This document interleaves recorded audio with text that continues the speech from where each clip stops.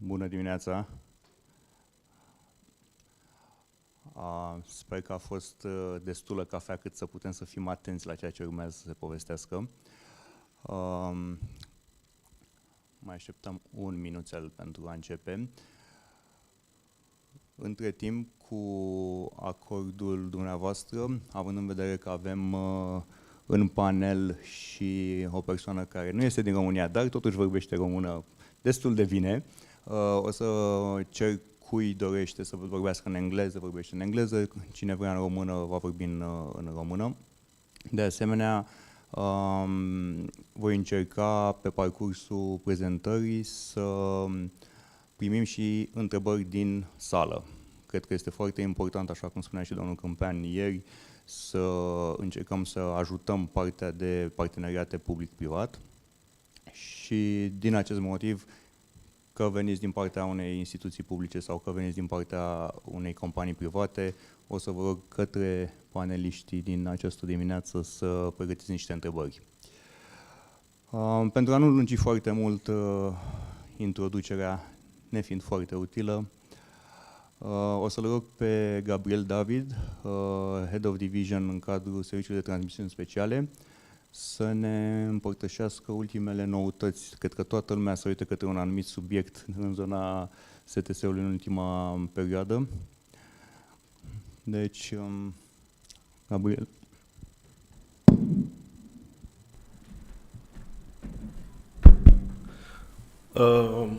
Good morning. Do you want to speak in English or in Romanian? Which is more comfortable for you? Please let me know. Romanian? Oh, it's okay for everybody? Or shall I start in English? Okay, so, bună dimineața. Prezentarea este făcută în engleză, că așa s-a cerut, dar voi încerca să o traduc live în capul meu în timp ce vorbesc și mă adresez dumneavoastră. Orice întrebare, așa cum a spus colegul meu, Radu, colegul de panel, este binevenită și voi încerca, practic, nu să aduc noutățile, ci, practic, să spun care sunt lucrurile pe care le-am avut în vedere atunci când a fost, sau atunci când vrem să realizăm partea de cloud guvernamental-privat și voi trata cu precădere partea aceasta de securitate cibernetică și principiile care au stat la baza realizării sau implementării acestui cloud. Deci cam acestea sunt lucrurile pe care aș dori să le împărtășesc cu dumneavoastră și sunt lucruri care au venit din experiența noastră din diverse domenii pe care o avem de-a lungul timpului, atât din domeniul de comunicații, de găzduire de aplicații, de realizare altor moduri de protecție fizică, pe care toate acestea am încercat să le înglobăm ca experiență în acest cloud.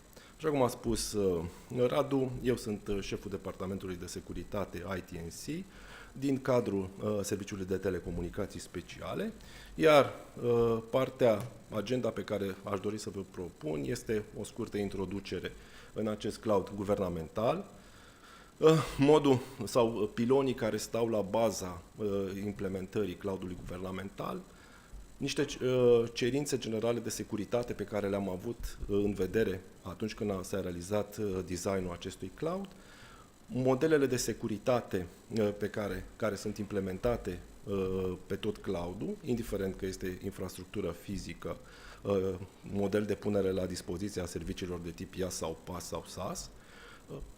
Mă voi referi ulterior la atribuțiile specifice ale Serviciului de Telecomunicații Speciale, așa cum sunt ele relifate prin ordonanța de urgență.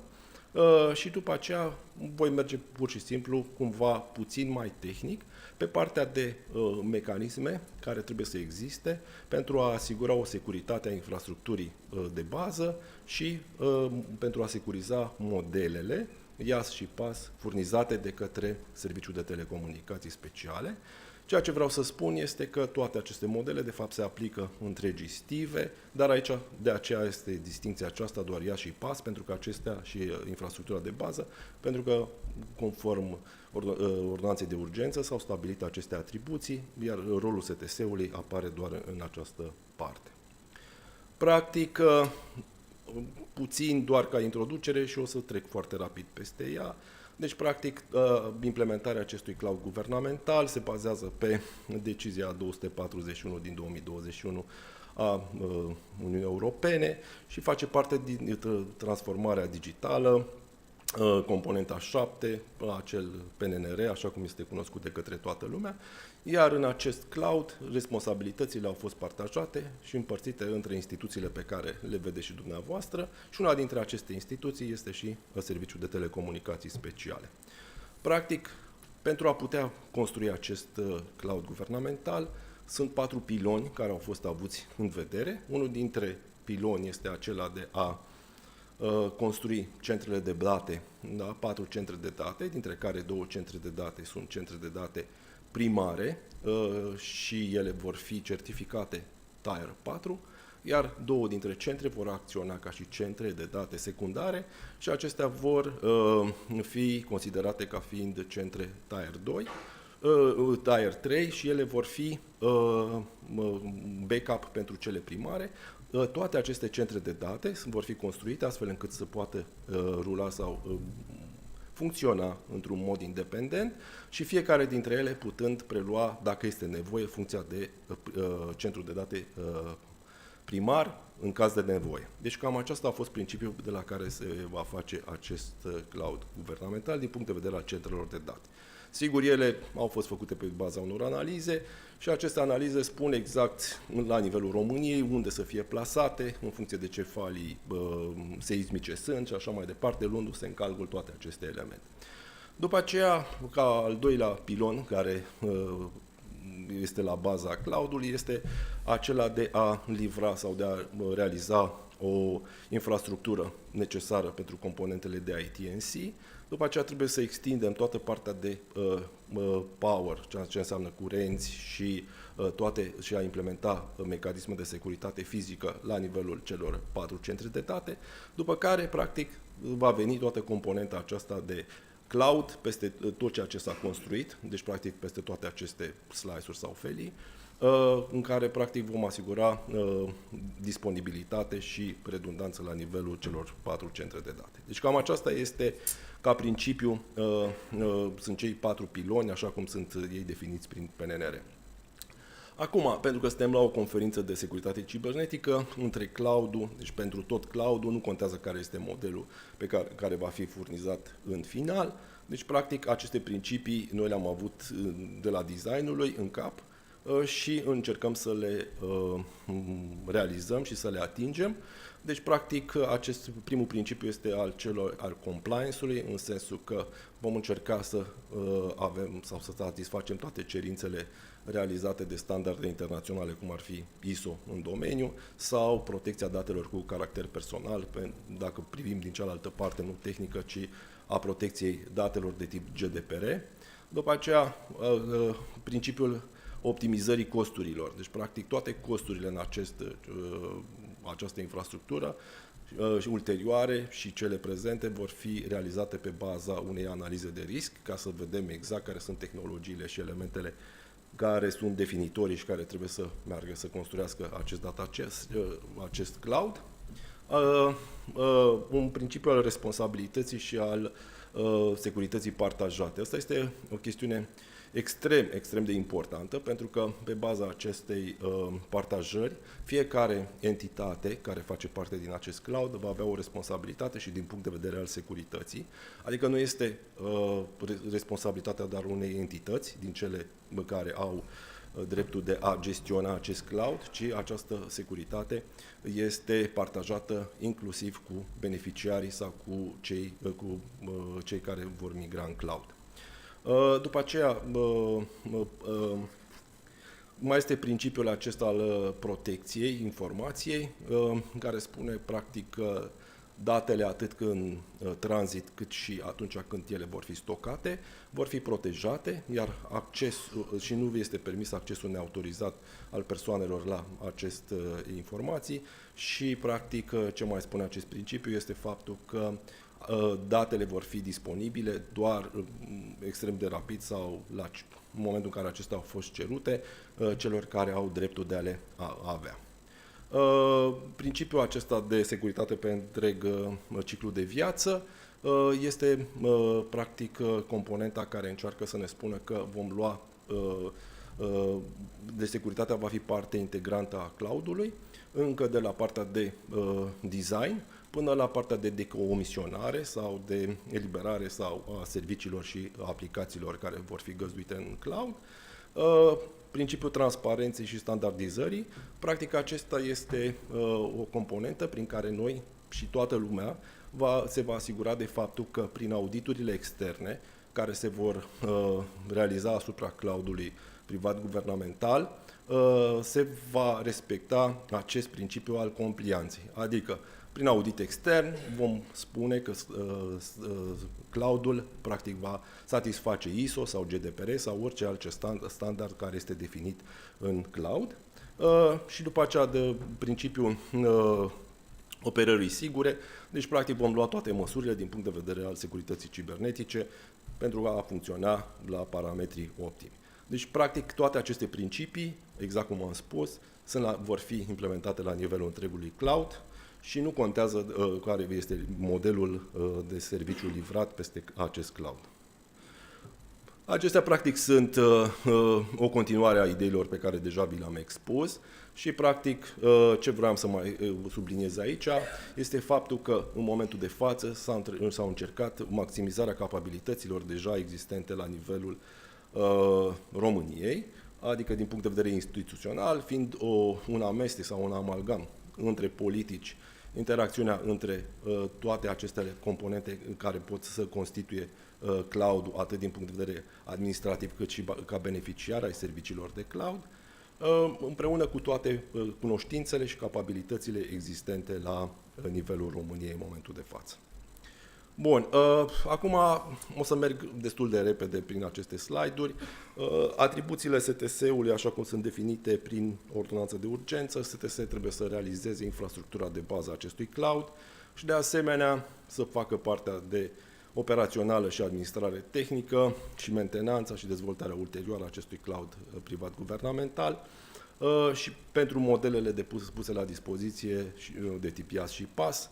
După aceea trebuie să asigure comunicația și modul de acces securizat la această infrastructură și, de asemenea, trebuie să realizeze o componentă de protecție la atacuri cibernetice a acestui cloud pentru modelele IaaS și PaaS și, de asemenea, pentru componentele pe care le va găzdui sau pentru aplicațiile proprii care vor fi găzduite în acest cloud, este responsabil ca orice beneficiar pe acel model deja pe care vi l-am prezentat, partajat, de responsabilități, va fi efectiv responsabil de asigurarea propriilor servicii, de securitatea propriilor servicii.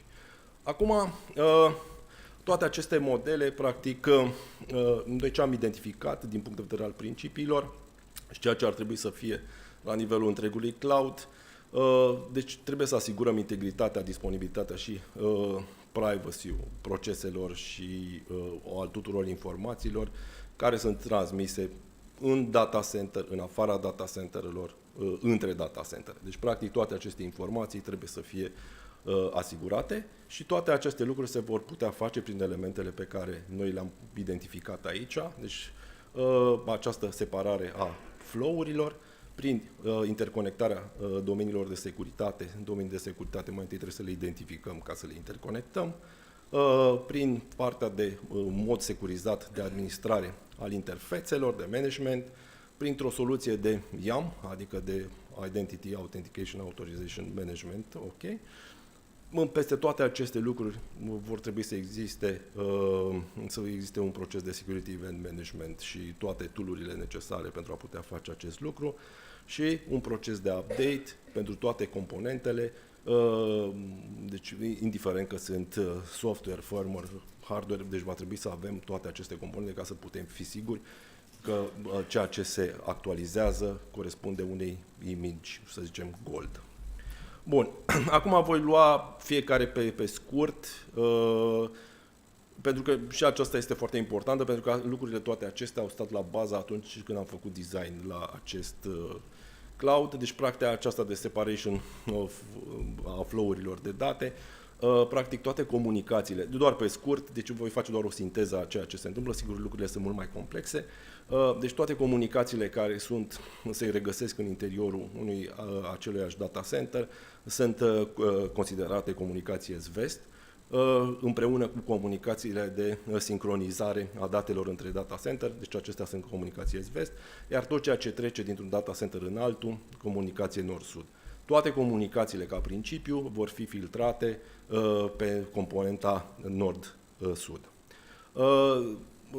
Această interconectare a domeniilor de securitate, prima dată trebuie să identificăm care sunt acele domenii de securitate și acestea, în principiu, sunt partea de management pentru toate aplicațiile software, partea de management hardware, partea de interconectare la nivel de data centere, comunicații externe. Și toate acestea vor fi filtrate și vor fi separate. Asta este un lucru foarte important și practic se va realiza un mod de interconectare tot printr-o comunicație de tip nord-sud.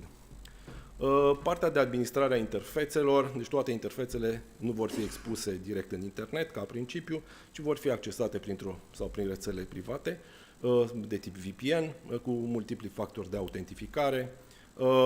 Partea de Identity Management Authentication Authorization, practic, aceasta este cea care stabilește rolurile și modul în care se va avea acces la informații de către diverse entități. Acest Security Event Management System, practic, va colecta toate aceste jurnale și le va transmite către un SIEM și vor realiza alerte astfel încât să putem vedea ceea ce se întâmplă.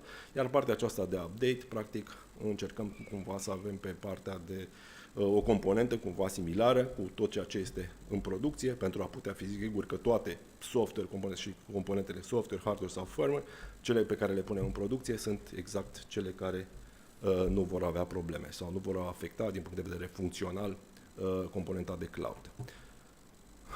Deci toate aceste lucruri practic se transformă în aceste modele care sunt modele partajate.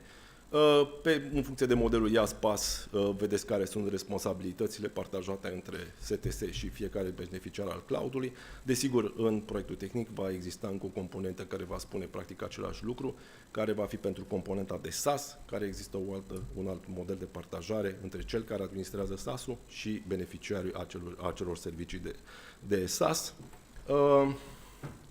Ce vreau să vă mai zic, acestea sunt doar ca principii pe care încercăm să le, la fel, o promovăm și care, de fapt, toate acestea am început să le detaliez. Singurele lucruri care sunt suplimentare, disponibilitatea, că, practic, fiecare beneficiar va putea alege sau selecta centrul de date în care va avea datele, iar din punct de vedere al rezilienței sau al modului în care vor avea acces la date, poate să-și facă, deci le vor furniza ca platformă mecanisme în care toate aceste date să poată fi făcute backup-uri și va exista un catalog predefinit de sisteme de operare pentru IaaS în care se vor implementa toate măsurile de securitate cerute de Centru for Internet Security sau recomandările pe care le face acest centru.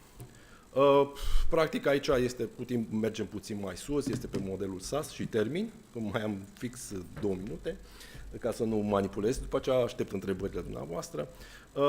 Deci, practic, ceea ce ne dorim, deci la nivel de SaaS, care vor fi, în general, serviciile furnizate de SaaS, pot fi cele de tip Kubernetes sau containere, servicii de tip containerizat sau, efectiv, baze de date pe care le putem pune la dispoziția clienților sau beneficiarilor noștri și încercăm prin aceste lucruri să încercăm să creștem nivelul de disponibilitate, avem un control acces, să realizăm partea de continuare a activităților, indiferent de ceea ce se întâmplă, și să avem partea asta de analiză a evenimentelor de securitate integrată în tot procesul. Deci, practic, acestea sunt lucrurile pe care vreau să le partajez cu dumneavoastră. Și ceea ce mai vreau să spun în încheiere este faptul că acest proiect este un proiect extrem de dificil, care, cum să spun, ne onorează pe noi ca instituție și cu siguranță și pe toate instituțiile care fac parte din acest consorțiu. Și, de asemenea, eu cred că împreună, adică și partea aceasta, deci cei care efectiv îl implementează cu suportul tuturor părților, inclusiv cetățeni, beneficiari sau în mediul privat, toți pot să contribuie la acest cloud guvernamental care este al României și nu este al nostru, ci este al tuturor.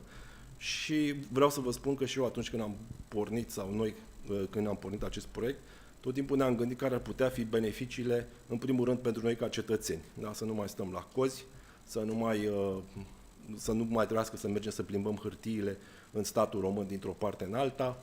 Adică sunt lucrurile acestea de care și noi, cei de aici, de partea aceasta, se lovesc zi de zi. Vă mulțumesc! Mulțumesc, Gabriel. O secundă, dacă poți să mai rămâi. As per our organizer request, we were asked if we can switch to English. I just got the message, and because it's a live transmission and it will be kept there, so I think it will help several people like that. Gabriel, if you want, I can do it in English again. Okay. Why not? Definitely, we'll have time for long coffees. So it's a very interesting approach. My question, which came up several times while you were speaking, was, okay, you're providing the infrastructure. I know that the Special Transmission Service also was involved in developing software in different locations. Telecommunications. Telecommunications, sorry. What I'm looking at is from the perspective of how prepared are the other institutions of the state towards cloud-ready applications, because the mentality until now was quite local, quite premise. So, I mean, because it will be really bad from my point of view to have such a good infrastructure, but to still have the application part based on just regular applications. Okay. I will just give you a short explanation to this. Basically, there are 4 institutions responsible with the implementation of cloud, and there are other institutions responsible for the migration. So the migration part of the application, it is another layer of the entire process, and the migration part of the application, of the existing application, they will be done in the next layer. But right now, we just want to develop the infrastructure, you know, to have everything ready in order to move everything here. Basically, we are establishing the technologies and everything that is needed by the others in order to put their application over here. But this process, it's an ongoing process, because when we design this cloud, with the help of all the other institutions, basically we ask the whole state what are their applications, are they ready to migrate to the cloud, what application they need into the cloud. So basically this is an analysis which was done, but from the software perspective, and after that I'll just finish, basically they will be allowed to build their own, knowing the technology, or to buy from the market. Okay? Thank you very much. You are welcome. That's it? Okay. It was it. I'm looking for other questions at the end of the panel from the room. Now I will try to continue on the cloud idea and invite Vladimir Ester from Cluster Power, one of the very interesting Romanian initiatives that we're speaking in this panel about cloud in Romania, made by Romanians. Thank you. So thank you very much, Radu, for the introduction. Hello, everyone. So first of all, I would like to start by congratulating DNSC, both for organizing this event, but also for their continuous effort in maintaining and sustaining all of the cybersecurity initiatives in Romania and promoting the cybersecurity best practices and helping both public and private, let's say, entities handle this this matter. So, as you can see, I haven't brought in a presentation. So, because I'm looking to have a more open conversation with you, and I have proposed for this intervention to handle 2 topics. One, it's an overview of what Cluster Power is doing in the cybersecurity area, while the second is our view as a service provider in the market related to how we see the client initiatives, how we see the relationship with the governmental institutions, and maybe open up to a few ideas to see what we could do better in order to become more secure. So I believe that most of you already know about cluster power. It's one of the first large infrastructure Romanian initiatives, project that became operational end of last year. We're talking about the first Tier 3 certified data center by Uptime Institute in Romania.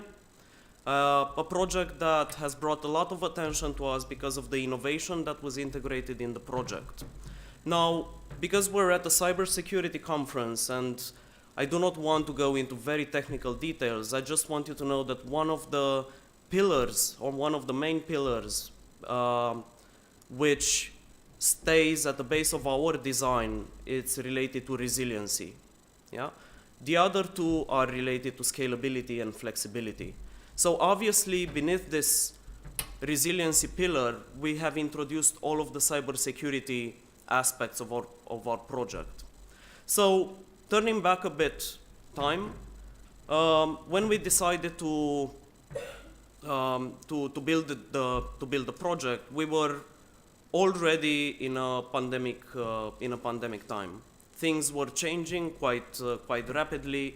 Everybody was starting to have problems with work from home, with using more and more devices, like bring your own device to work, or that has opened up the surface of attacks. So everybody in this room, I believe, saw the shift in the types of attacks towards, let's say, end customers, and usually to users that before that time were not necessarily subject or under direct threat of cyber attacks. So what we've done, we've taken this information and implemented it at the core of our project. So basically, Cluster Power sees cybersecurity as an utility, and I think that this is a key message that should be promoted. While internet and digital services became a utility a while ago, we are all sitting in this kind of conferences and panels discussing for years about the importance of cybersecurity. And in fact, cyber became an utility. It has to be something at the core of each business, to be part of each business strategy, and it has to be taken into account at every decision level. But in order to achieve this state, you need to have services, providers, expertise and knowledge that can translate all of this tedious information and all of the tons of documentation and solutions and services and products and vendors. They have to be translated in a business language, in a way easy to understand by people that need to make the decision. So what we have done basically is that we have embedded the cybersecurity services inside all of our products, so that even if you buy, virtual machine, container, and GPU accelerated computing service, they all come embedded with the infrastructure security services. So this is by default. We are though implementing a set of best practices that are protecting by default all of our customers. Obviously, every customer has different needs. So in order to be flexible enough, we need to provide also customizable services. And also this is an option for those who opt to create a very specific type of security policy. But from a service provider perspective that is handling clients both from Romania but also from outside Romania, what I can tell you is that we have unfortunately, very, very few clients that are asking detailed questions about the cybersecurity technologies that we are using. And this is a fact. This should be known by everyone. Because even though we are all gathering here and we're experts and we know our technology, the fact is most of the customers do not even put those questions. So this is a challenge. This is a challenge because in order to conduct your business, you need to make your services to make clear differentiators in your services, and you need to make the customer aware of both the threats but also on the solutions that you are providing. So continuing with our initiative, I think that what we have constructed was a different type of business model. It's a business model that is intended towards large-scale infrastructure projects. It's basically the first, let's call it hyperscale project, if you'd like, in the area, having capability to secure large infrastructure components. To go a bit more into the type of services, to give an example of what we're doing in terms of infrastructure security and the embedded services related to security, basically it's next generation firewall services with all of the added value services and all of the licenses which are built in. We have our own scrubbing center for distributed denial of service protection. This is layer 3 and layer 4 dedicated devices that are inline. So basically for customers that are sitting in our cloud, it's an inline protection. Basically all of the traffic, it's being analyzed for this kind of attacks. And also for the upper layers, it's web application firewalls that are protecting the application levels. There are more technologies behind them, but I do not want to go into this technological deep dive right now. With your permission, I would want to have a chance to move to the second topic that I've proposed for today. Which was again related to how we see as a service provider the Romanian market and also the governmental initiatives. So first of all, I believe that once again, cybersecurity should be seen as a utility. As digital services have become mandatory for all of the businesses and also our personal lives, I believe that this is also important to promote cybersecurity as an utility. Now, second thing is that how do we address the problem of know-how and decision-making for business owners, business leaders, but also for, let's say, individuals in terms of understanding how they, what are the threats and also what are the solutions to handle those threats. And I believe, again, from a service provider perspective, I think that certification system, one idea would be to have, let's say, a non-discriminatory certification system that is able to, let's say, put a stamp on the service providers, on the solutions, and on the expertise in order for business leaders and decision makers to be able to make easier decisions. So I know that at the moment there are tons of audits and papers that you can obtain in the market, but I'm talking about a more centralized approach that is able to let's say, classify better and easier to understand the cybersecurity services for the potential clients. Now, I believe that on a second approach, I believe that maybe one idea would be, because we've heard about the governmental cloud initiative. I believe that it would be a good idea to start a discussion about a governmental cloud or a cloud that is open for everyone in an accessible way, in a very cost-effective manner, because cybersecurity is not affecting only public institutions, but it's also related to each individual. So I think that from this perspective, us as a cyber security community, probably we should focus our attention towards advertising or creating, let's say, a framework of cyber services and solutions that can be very accessible by each individual.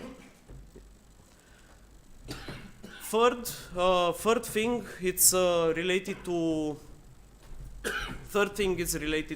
I think, costs. And there are, again, only looking on the panels in this room, there are tons of solutions that are coming on, solutions that are becoming more and more advanced, but also more expensive. More than that, everybody is complaining, and I'm sure that we all agree that human resource in the cyber security area has become more hard to find, more expensive, and thus is transforming these very complex cyber services in something that is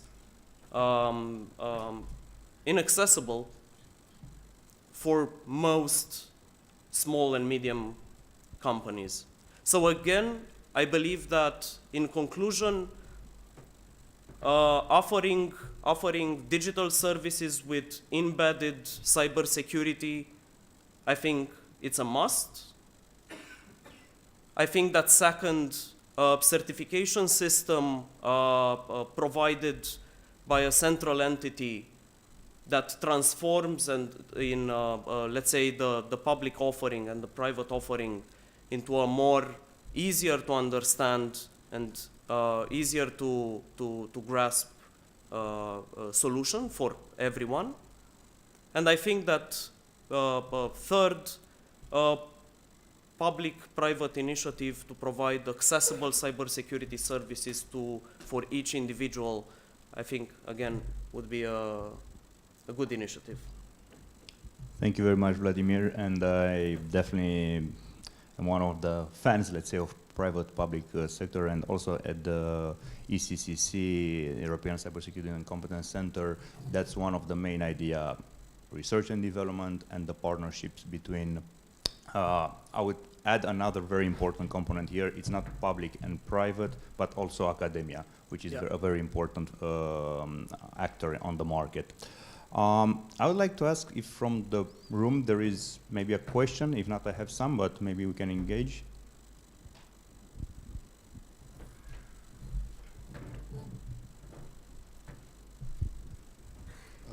Hi, hello. My name is Radu Kirilă.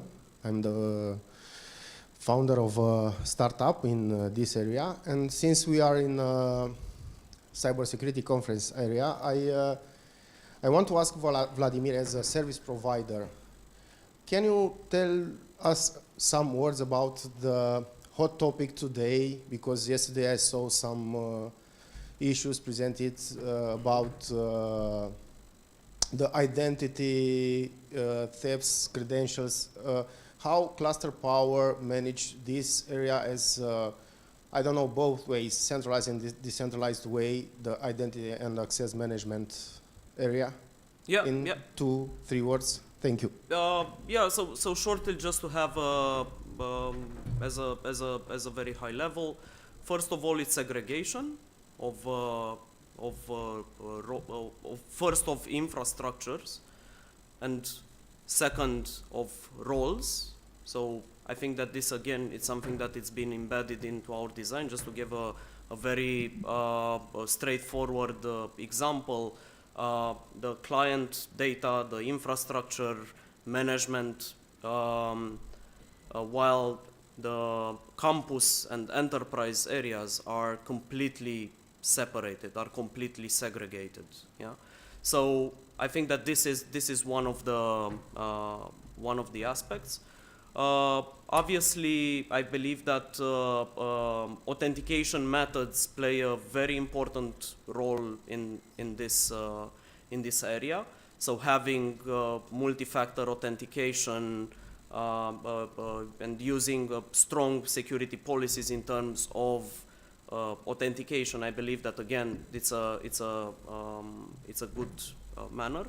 But also for our clients, we are offering them with identity services as a service, basically.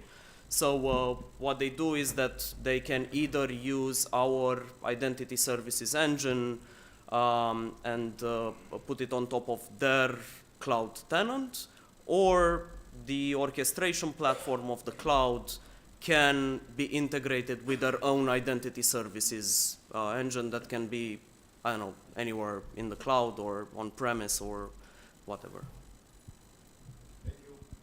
Thank you, Vladimir. We will take some more questions at the end of the panel, so please prepare some.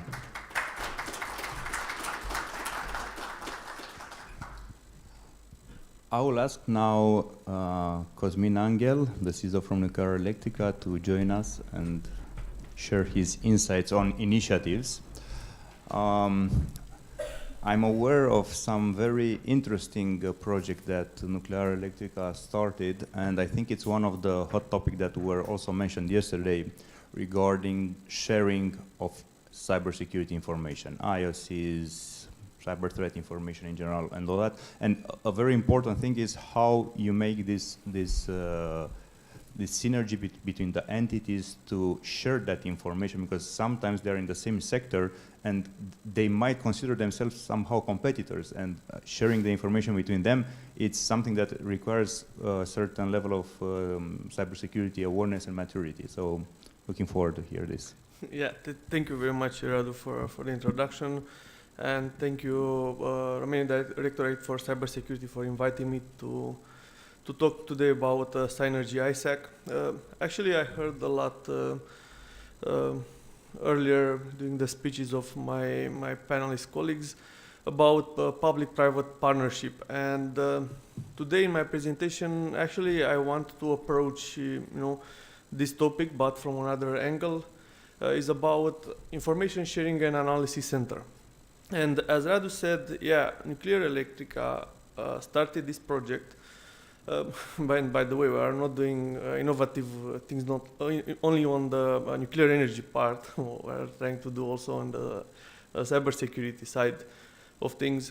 So we started this European co-founded project last year. And we saw actually, and my former colleagues at that point saw actually a need in the market, because we need to shift from a reactive approach in cybersecurity to a more proactive mindset in order to avoid the cyber threats to be materialized in our environment. So Synergy ISAC is the first ISAC in Romania, but it is dedicated, is focused on energy sector. But I will talk a little bit more about this later. What I want to highlight at the beginning, why we have this need to collaborate more in an information sharing and analysis center, because only this year we identified a lot of very impactful, if you want, attacks. And most of them that I highlighted on this map happened in critical infrastructures. For example, in US were like 5 important attacks. Last year they were impacted. Colonial Pipeline Company was impacted by a ransomware attack. Kojima Denso from Japan, the same. In Germany, even if Rosneft is a Russian company, but their German branch was targeted by another ransomware attack, and so on and so forth. All these attacks impacted critical infrastructures. And some of them are from energy, oil and gas, or manufacturing sector. And by the way, this is the first year when manufacturing as a sector became the first most targeted industry in the world. Before, in previous years, financial and insurance domain was occupying the first place. And energy and oil and gas is the 5th place on the top 10 attacked industries. So these stats should, raise the concern and start doing a little bit more efficient things on mitigating the threats. Also, there are some predictions and statistics that I want to highlight only for OT environments. For example, 89% of manufacturing, oil and gas and energy companies, here including small and big ones, not only critical infrastructures, have experienced cyber attacks impacting production over the past 12 months. The vulnerabilities, and this is very important, the vulnerabilities in OT environments represent 65% of total, because there we don't have only PLCs, RTUs, or HMIs, we have also Windows infrastructures, and usually they have very old and obsolete Windows environment. They cannot patch them very often because they will stop the OT devices working. This is the reason why the total 60% of the total vulnerabilities are in the OT environment. And only in the last year, 2022, actually this year, the OT number of affected vendors increased with 27%. This is actually highlighting that, including, the cybersecurity effort in general is more focused on OT, right? And if we are talking about energy in particular, for sure, energy, what we're living these days regarding energy and high prices and everything, and for sure, the attackers know this, know how to choose their targets. And another important point is the average cost of a cyber incident in OT environment is 2.8 million.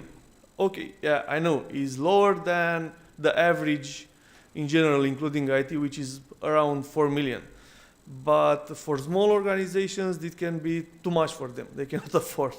And there are a lot of examples, like, I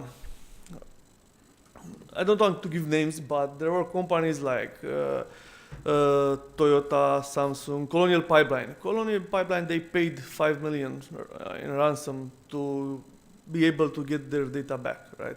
And there are a lot of other examples of companies which paid like around 10 million.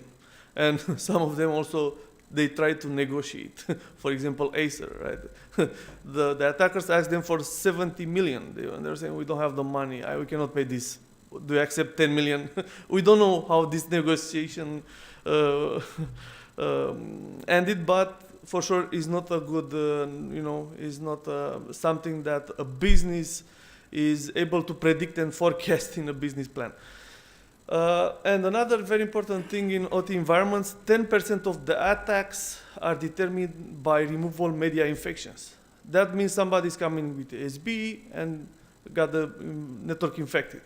In general, this average is around 3.5. Why? Because in other domains, and where the IT environment is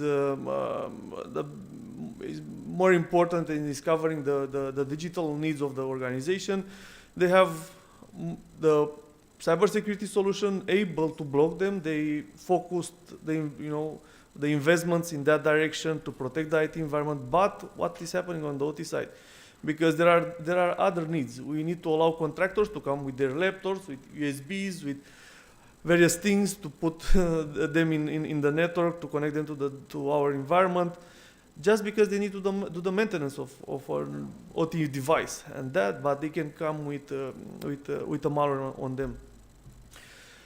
Then, okay, we understood why we need to collaborate more in cybersecurity, right? And especially in energy sector, right? We have a global threat landscape which is raising concerns. What we are trying to do with Synergy ISAC. First of all, we want to create applicable cyber intelligence for Romanian energy sector based on collection from multiple sources, collection of threat intelligence from multiple sources and customized analysis, because we want to make it applicable. We have, for example, I saw in a report that last year FireEye Mandiant tracked around 100 attacker groups. A lot, right? We cannot mitigate the threats coming from such big number of attackers. What we can do, we can try to be more focused to identify what is applicable for us. For example, Nuclear Electrica is not a bank, right? It's not operating a banking system. So is the chances, the likelihood of a threat that is targeting banking systems to happen in my environment is less, right? That doesn't mean that I don't need to focus, but I want to be more focused and prioritize my effort on threats that are applicable for me. For example, maybe something similar with Destroyers 2.0 or Black Energy 3.0 that happened a couple of years back. So in this way, we are trying to help our colleagues from the industry to ingest more applicable threat intelligence for them. And a second point on our mission is to increase the Romanian energy sector threat sharing, because honestly, we don't have this culture. We don't want to share with our peers things because we cannot understand how they will use it. But here we are talking about cybersecurity. We are talking about defending critical infrastructures in Romania. If we are navigate alone cybersecurity, you'll invest more money, will be less efficient, and so on and so forth. We need to come together on the same table, around the same table, and see how we can collaborate and share threat intelligence between us. It's not data about our energy transactions or other things. It's about protecting the infrastructure, right? And then a third point is that we want to become a trusted partner for other ISAC communities, for example, European Energy ISAC. And here I want to say something. There is a strategy at the European level to have an European ISAC for each domain from the NIS directive. There are around 20-something domains, I don't know all of them. But, for example, for energy sector, European Energy ISAC was established in 2015, 7 years back, and they have a pretty high maturity level. But the approach should be to have a similar ISAC at the national level, as we are doing with Synergy. But, for example, other domains like health, like finance, like, I don't know, there are, for example, cities, ISAC at the European level. All the domains should be covered, and if somebody in the room wants to discuss more about how to establish such ISAC, we can talk for sure.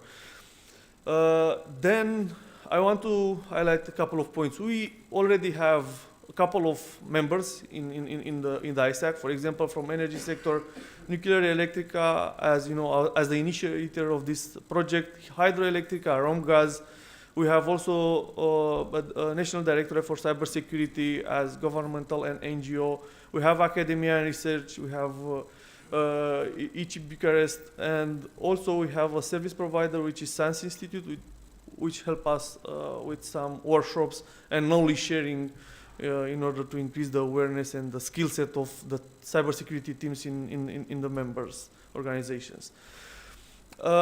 We defined a governance model and some capabilities. And for example, our main focus, as I said earlier, is on threat information sharing, right? We want to help our members to identify faster and before they became like an incident in their environment, the cyber threats, right?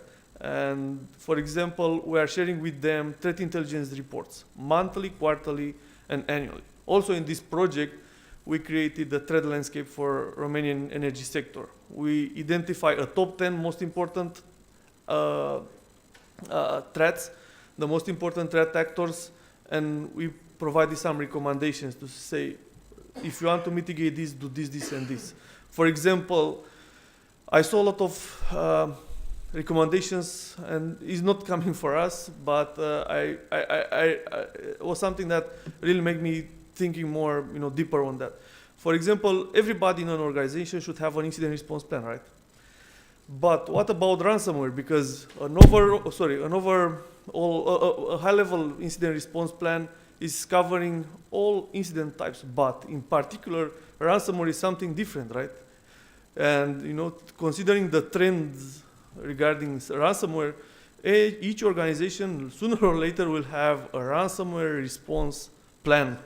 And this is something that we are, for example, trying to help our members. And for sure, we defined a couple more capabilities like guidelines, frameworks. And here, for example, if an organization, a member from ISAC has, a bigger or a more comprehensive experience with implementing, NIST 834.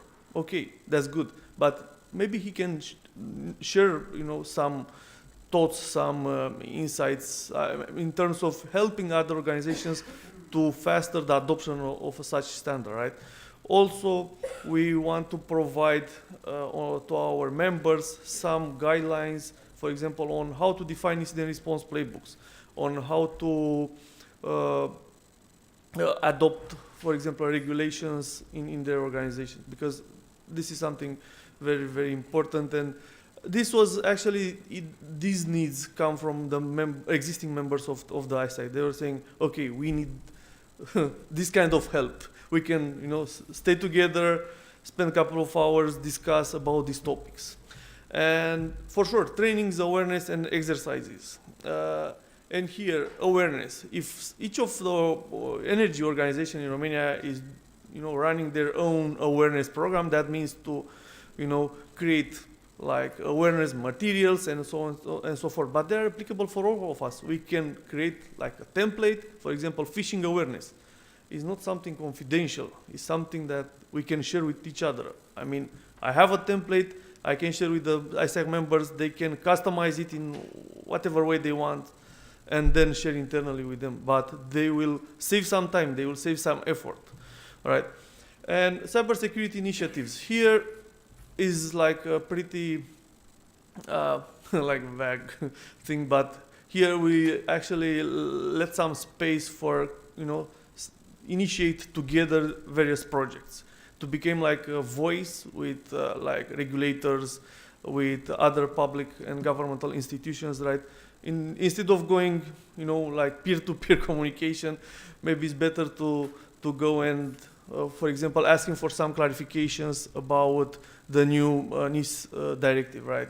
And understand together how that will be applied in Romania. But going back to threat intelligence, how that can be useful, because what we'll get, our members, what they get. First, we need to understand that in threat intelligence we have technical threat intelligence, which means IOCs, malicious IPs, domains, hashes, and so on and so forth. And we have tactical threat intelligence. Is that part of threat intelligence that is allowing us to understand how our attackers behave, how they are, doing, how they are performing the campaigns. And we are starting with a basic threat intelligence feed. As I said, malicious IPs, which can be ingested, consumed by the members, and block them or just monitor them to see when a communication to that bad IP is happening. Once they identify that, they will have, for sure, as a contextualization, a tactical threat intelligence report. For example, we are saying that IP is linked with this threat actor, APT41, for example, right? This APT41 threat actor has these tactics, techniques, procedures, TTPs, right? Which is allowing the member to go inside in their organization, right, in their environment, and identify what they need to defend. What are the assets that are targeted by that campaign, right? It's not like going one by one and see based on a SIM alert what they can do, right? Just waiting an alert to be raised up. No, we consume threat intelligence just to be proactive, to identify faster and limit the impact, decrease the impact. That was my presentation for today. If any of you wants to discuss about this ISAC, just let me know, or you can ask me questions now. Radu? Yeah, thank you very much. And what I would start first would be to encourage every industry to try to create their own ISAC. There are also funding from the European Union, and definitely it's something that you can exchange. And also cross-ISAC information, it's one interesting topic that in sometimes looking, for example, in Ukraine, one of the major sectors that were affected beginning of the war and throughout afterwards, it was the energy sector. So definitely sharing information on this part is very, very important. I just want to add something that is very important. For example, there are Western countries where being member of an ISAC is helping you to pay a less cybersecurity insurance. There are also sectors where they are forced by law to be part of information sharing analysis center, for example, financial sector from United States. Sooner or later, I think that I'm not forecasting anything. I'm not trying to do like a prognosis here, but I'm pretty sure that we'll have similar things happening in Europe sooner or later, because they identified and they saw the added value, and that is clear. Thank you. Thank you very much, Cosmin. If there are any questions from the audience.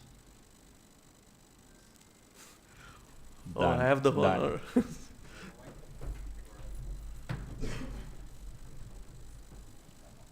Thank you so much. I'm the director of the Romanian Cyber Directorate, and actually, when I did my counting in the morning, here in this panel you have over a century of professional experience and entrepreneurial experience and information sharing experience and so on.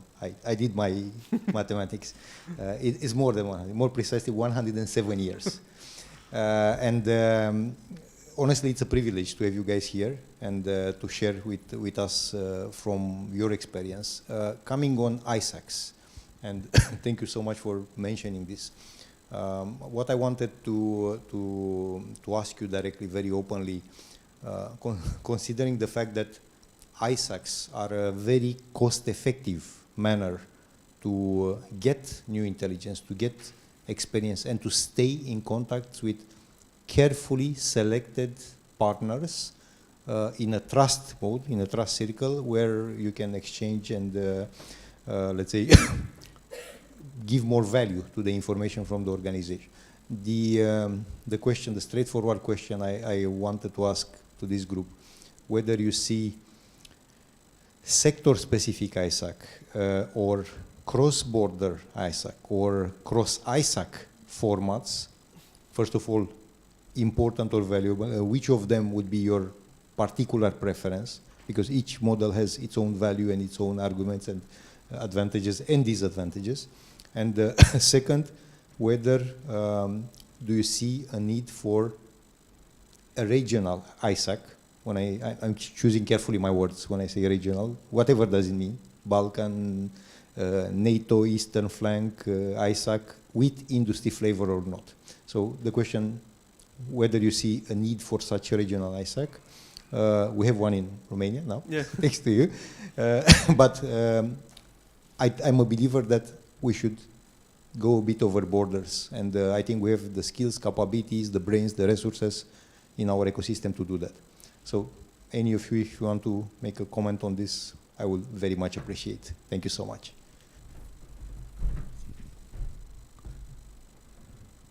I will try to give an answer.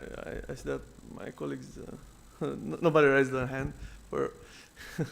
But yeah, I think that for sure, for example, and good example, considering the geopolitical situation, for sure, a regional ISAC will be very useful, because will help, as you said, to create the context, the trusted partnership, the context of exchanging the threat intelligence in a trusted environment, right, on trusted channels. Because the confidence level of a threat intelligence feed is very important.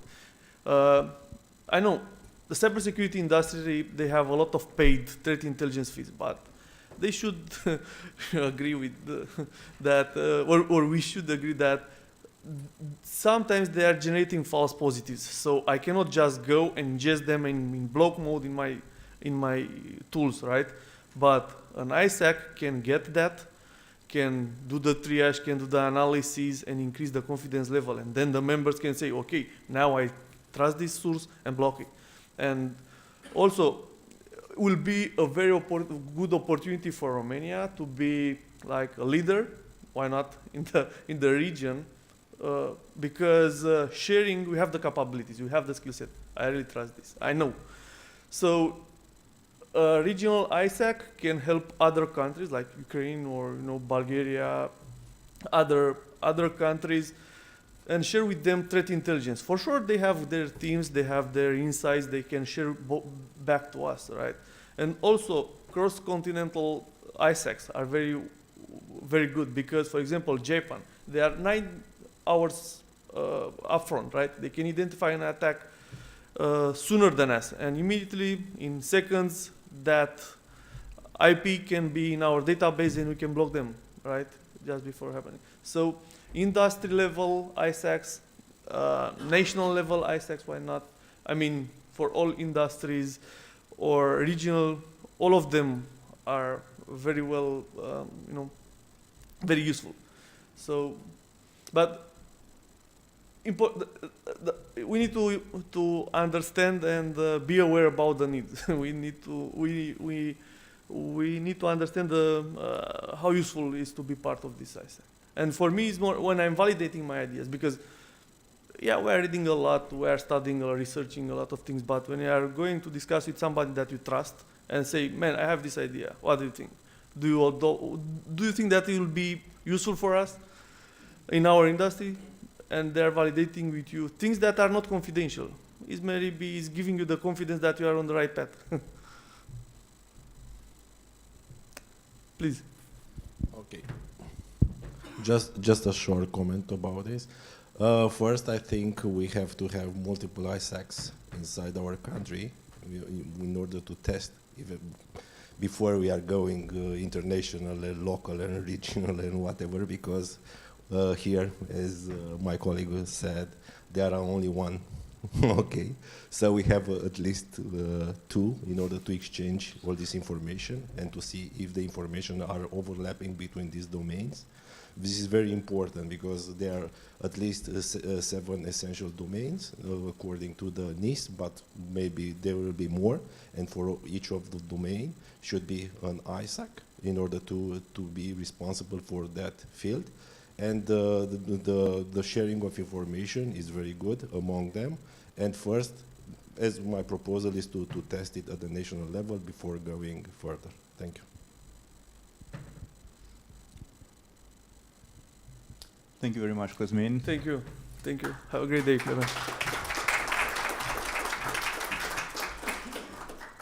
And now I will invite Sorin Miricescu, Research and Development Director at SafeTech Innovations.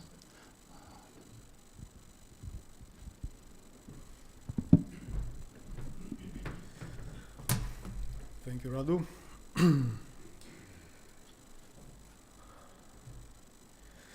Okay, in this presentation,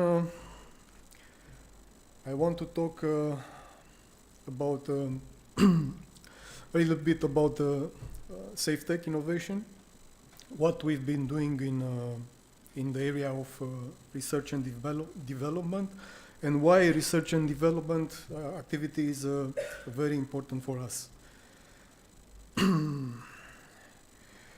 We are a company focused 100% on security. We've been listing in last year on the Bucharest Exchange stock, and we provide services to strengthening GRC through risk mitigation and cybersecurity posture enhancement via CISO on demand, security assessment, compliance audit.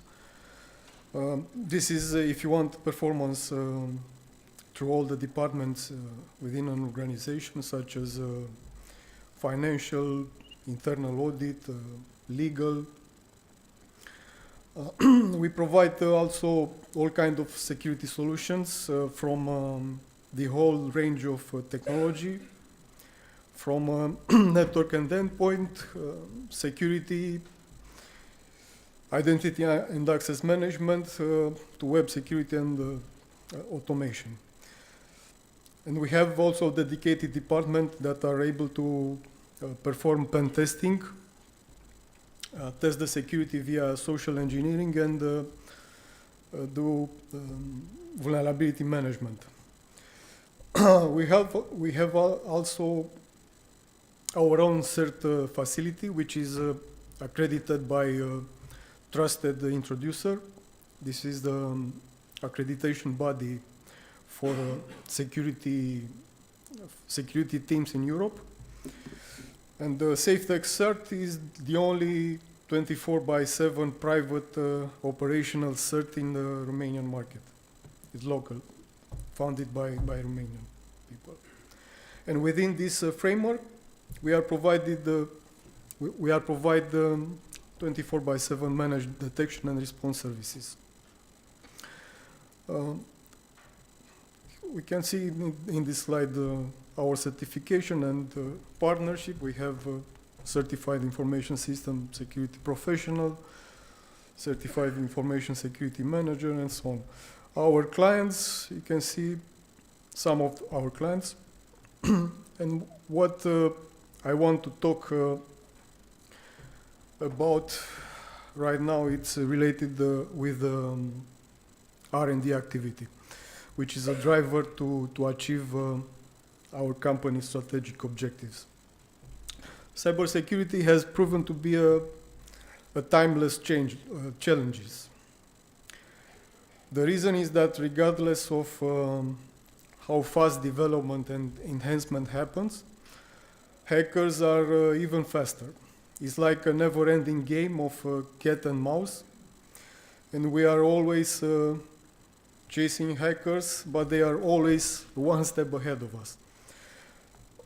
So we think that the future of cybersecurity industry is a world where R&D plays a key role in order to streamline the security operation processes. And that is why SafeTech puts a lot of investment in this area.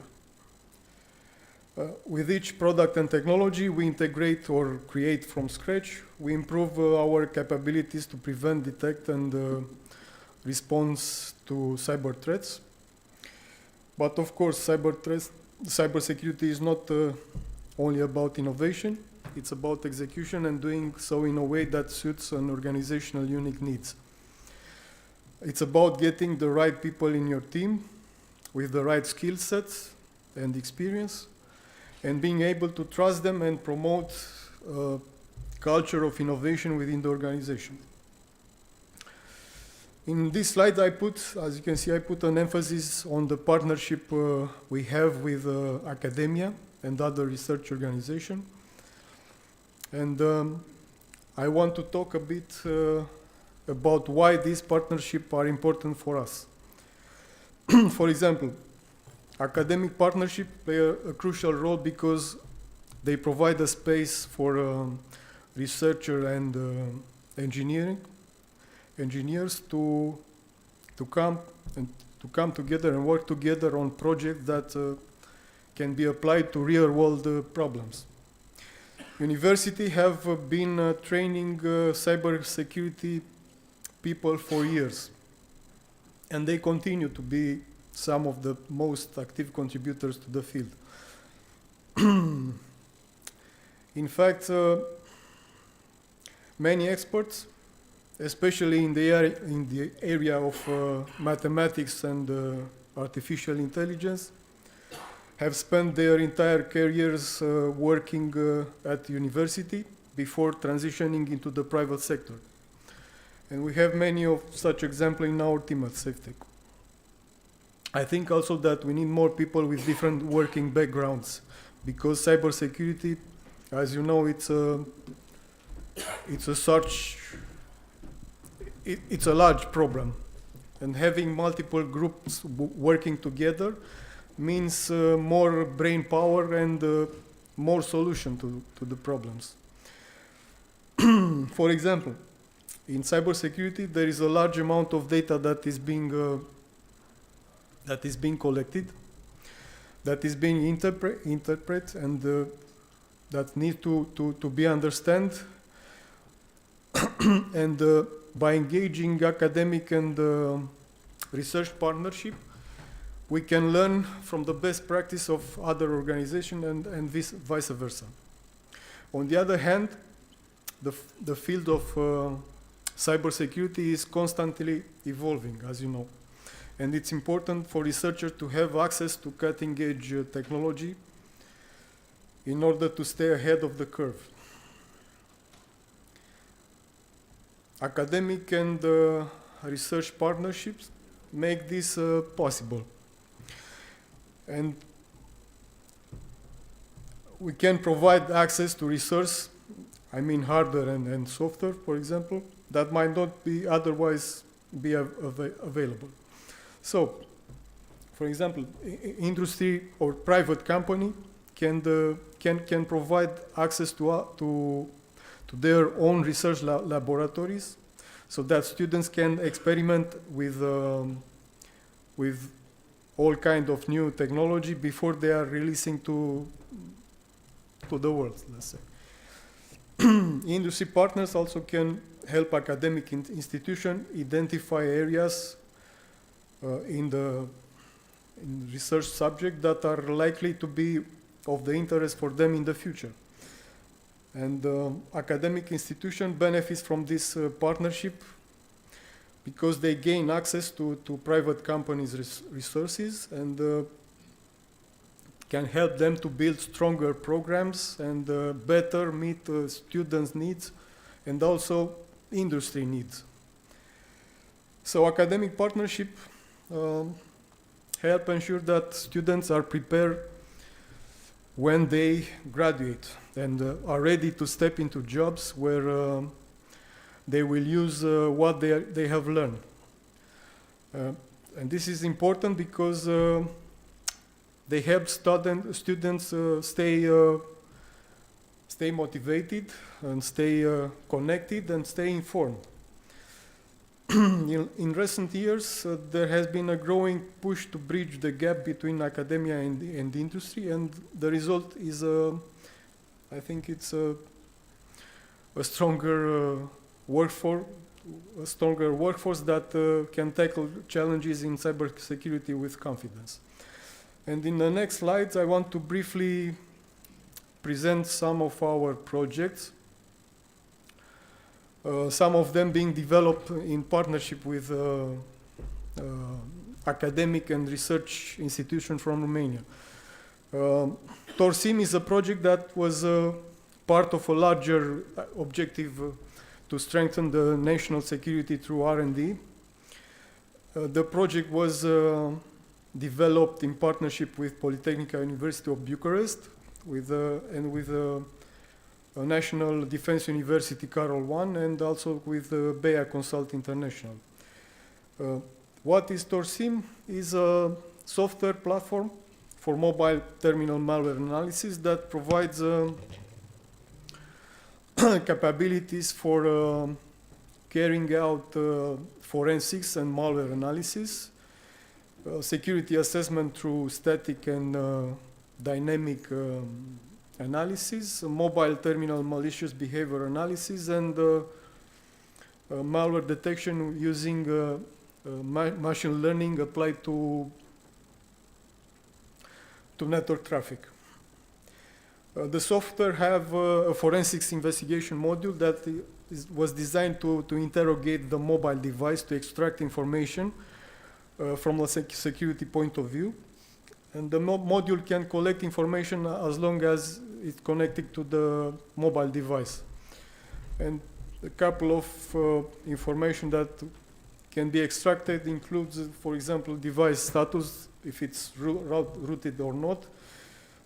We can see a list of install application, the source of the application, if they come from the official store or from other places, and the security score for all that information. The platform also have a reverse engineering investigation module that use all the information from the taken from the previous module, so that the application identified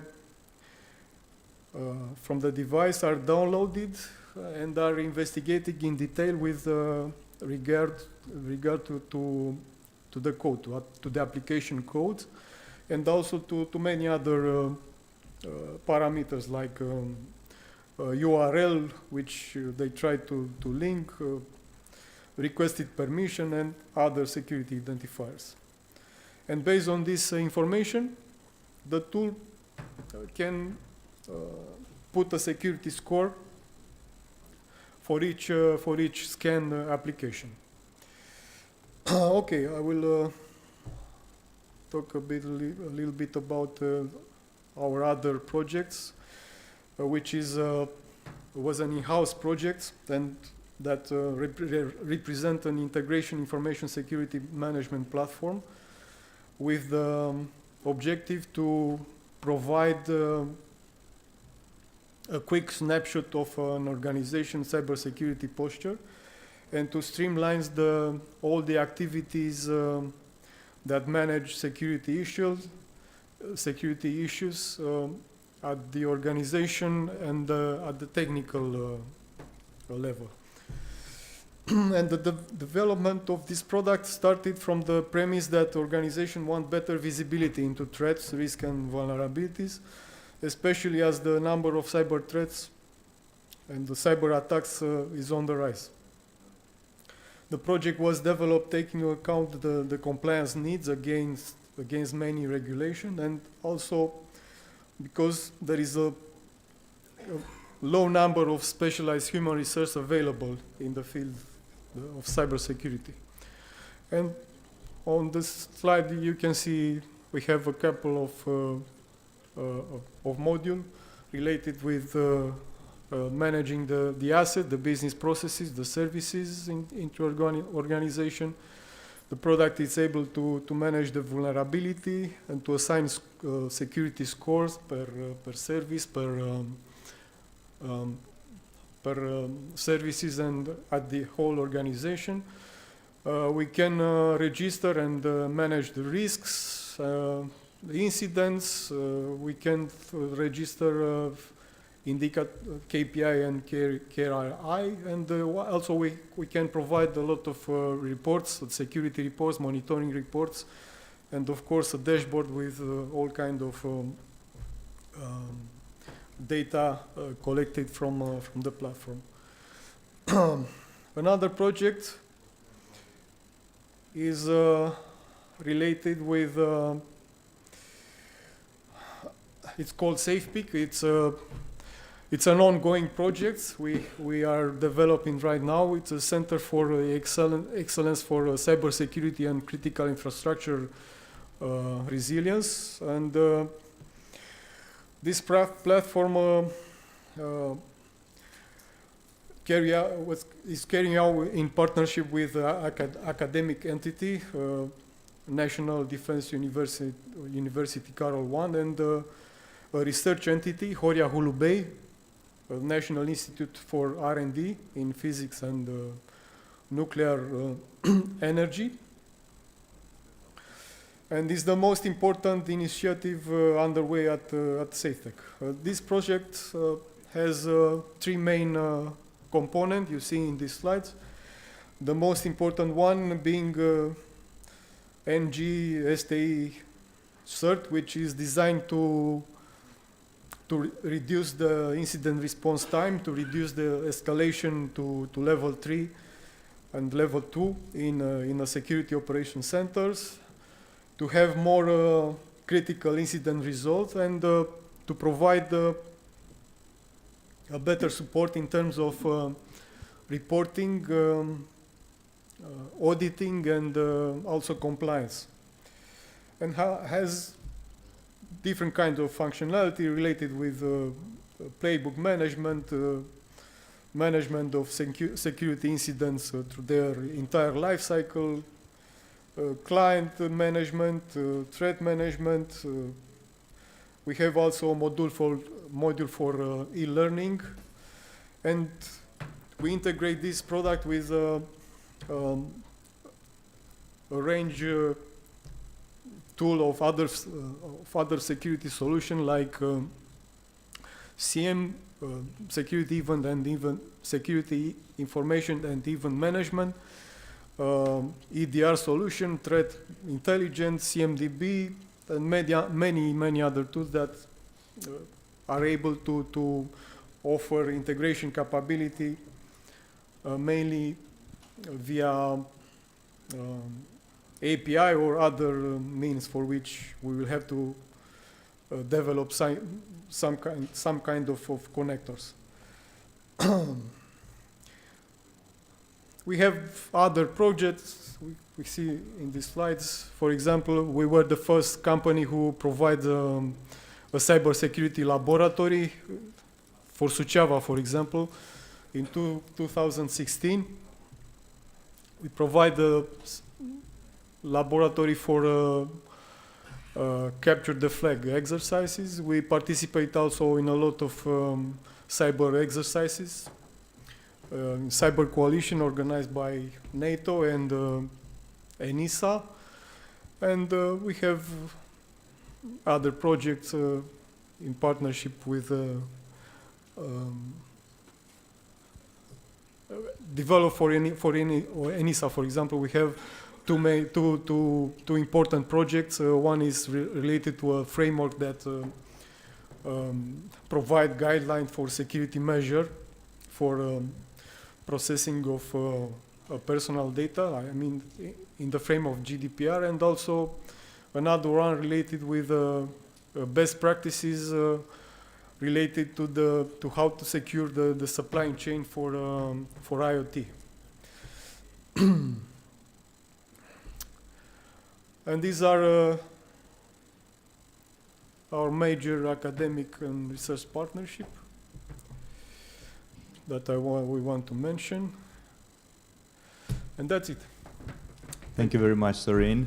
As we are running a little bit late before schedule, I will leave for the end some questions, if there are, from the room. And I will invite now Lear Mikkelson from HCL to tell us a little bit about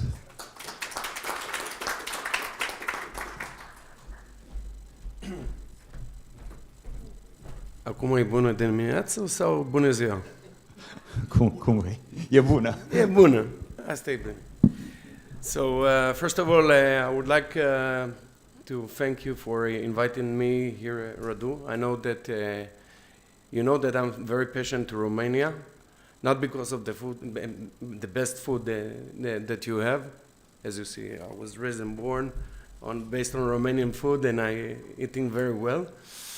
But mainly because I'm passionate for the potential of Romania from technology perspective, especially in the development side, and our security is a part of all this. And the second thing, I would like also to thank to the organizer here, mainly because they asked to switch to English, because I think my family was the first to adopt the hybrid model, which is Romanian and Hebrew.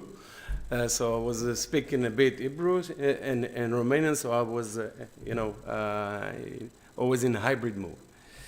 So I'll talk about a bit, as Radu mentioned, I'm a DevSecOps Director of Sales in HP Software, a big company.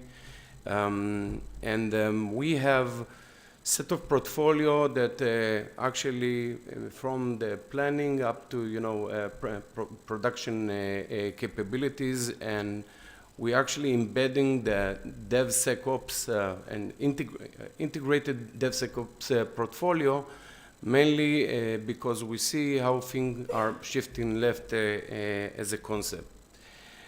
And we would like to share with you, actually today, what are the trends that we see in the market that actually emerging all the security activities and how they embedded in the development life cycle just from the beginning. As an application security is one of the most concern actually in from security perspective, and we see that actually everything is shifting left, vulnerability is becoming very, very problematic. Since Log4j become very well known issue, and also how we, the second driver is how we integrate this into our development cycle, which is not easy. And the reason for that hackers love developers. You know why they like developers? Because they are the first line.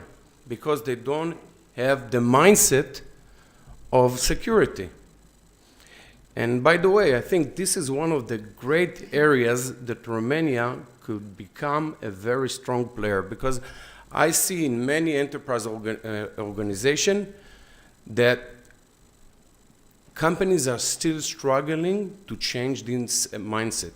So education for developers with this kind of mindset is essential. It will be a cutting edge from your perspective, and attracting more and more and more international companies that already exist here, but also to become a leader in this area. And I think this is something, I'm talking also from my personal point of view, that the potential is very, very, very high.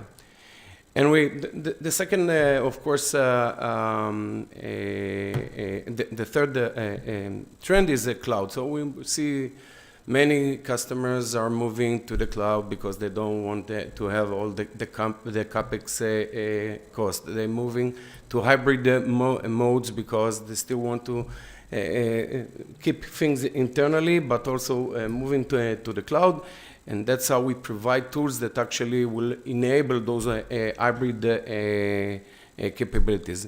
But one of the biggest problem across the whole software life cycle is the visibility and traceability. You have dozens of tools of DevOps, and there are many, many steps that we don't have visibility. And it's very important to create this visibility for the developer, but also all the players around that are involved in this development cycle.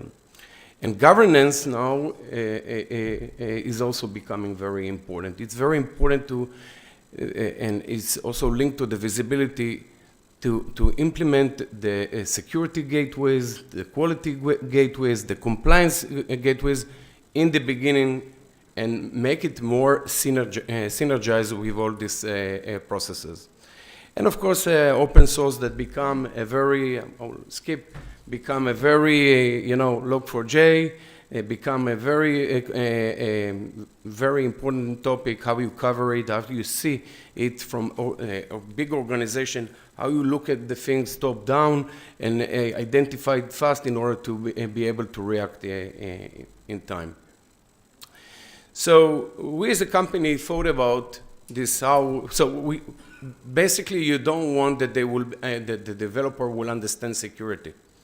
You don't want to put on him another topic, but you want to make his mindset that you will be aware for that, and he will be able to understand that is part of the concerns that he needs to be aware of it and how to react. So we build a community plugin. You can download it for free, called Code Suite. By the way, the product manager is Romanian also. So it's a free. You can go to our website, download it, and it will enable you to do the spell checking. And one of the advantage of it is that you preventing from those repairs that they need to do to come back when you are moving in your cycles, in your development cycle. That will be back. Developers hate to do things twice or third. So it's very important that this will be embedded from the beginning, from the IDE. That's what the developer knows and loves better than everything else. And then also how you automate things in your commits, how you actually make it on the team levels and make it and streamline it. And of course, embedding all those guardrails and with the team. So I think as a company, and our tool also, and through our partners, what we are doing very much is enabling. We want to enable people. We want to bring those developers to change this mindset. And I think this is a great place to start this enablement. We are doing this academy that will enable you to change this mindset, and I'm sure this will bring you a lot of advantage moving forward. And community, you already started. We see the community here. It's growing and growing and growing, and I think this community is very important for everything that related to development. So we talk about the hybrid model, but we also have we are seeing that customers are moving more to the cloud, which when they are moving to the cloud is taking all the CapEx investment. And one of the most important thing today is to bring in all the technology together and do the correlation of it. Because it's also putting another operational barrier on the development cycle. And then actually this IDE plugins that make the developer more easier. So basically you have this wonderful development community. You want to make it agile. All of my suggest is that start moving, educate the people. We are here as a company, we want more interaction with the Romanian country because we see the potential, and we are very passionate to start and work with you. And I know our timeline is also ending, so if you have any questions, I would be more than happy. Thank you very much, Lair. If there are any questions from the room? No, okay. Please.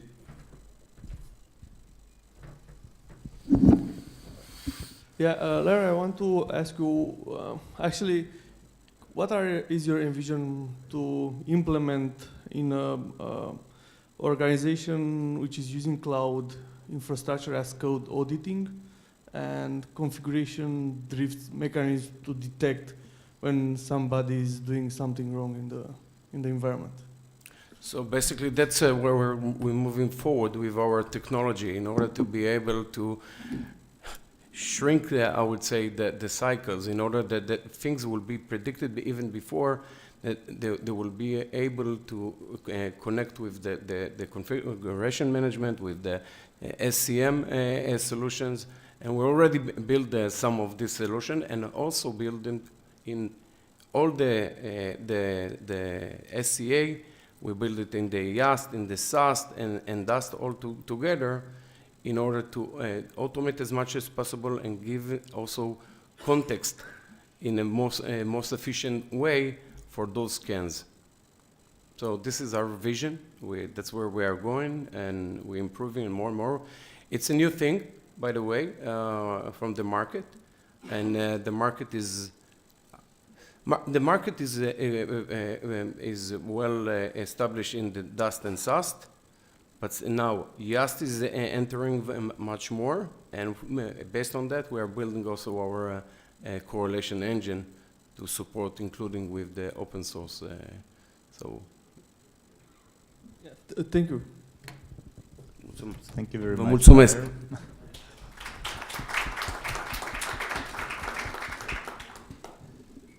Și acum, la final, am să începem cu o autoritate a statului, am să fim round, așa cum toată zona de security este ceva care odată începută nu se termină niciodată. Și o să-l invit pe domnul Vevera, directorul general Institutului Național de Cercetare și Dezvoltare în Informatică, să ne prezinte. Mulțumesc foarte mult. Nu suntem autoritatea statului. Entitate. Suntem Institut Național de Cercetare, Dezvoltare în Informatică. Suntem o instituție de drept public, nu suntem o instituție publică, nu suntem o autoritate. Ne ocupăm cu zona de cercetare. O să încerc să fiu foarte scurt, că înțeleg că timpul e... Mai este timp. Am început cu un pic de întârziere, deci putem să mai furăm 10 minute din timpul audienței. Dau mai departe, deci așa cum a spus Radu, eu sunt director general al Institutului Național de Cercetare și Dezvoltare în Informatică aici București. Este un institut cu o lungă tradiție. Anul acesta a făcut 52 de ani de când funcționează. Sperăm să avem cel puțin tot pe atât înainte o istorie în ceea ce înseamnă activitatea în zona de IT și comunicații, începând cu anul trecut.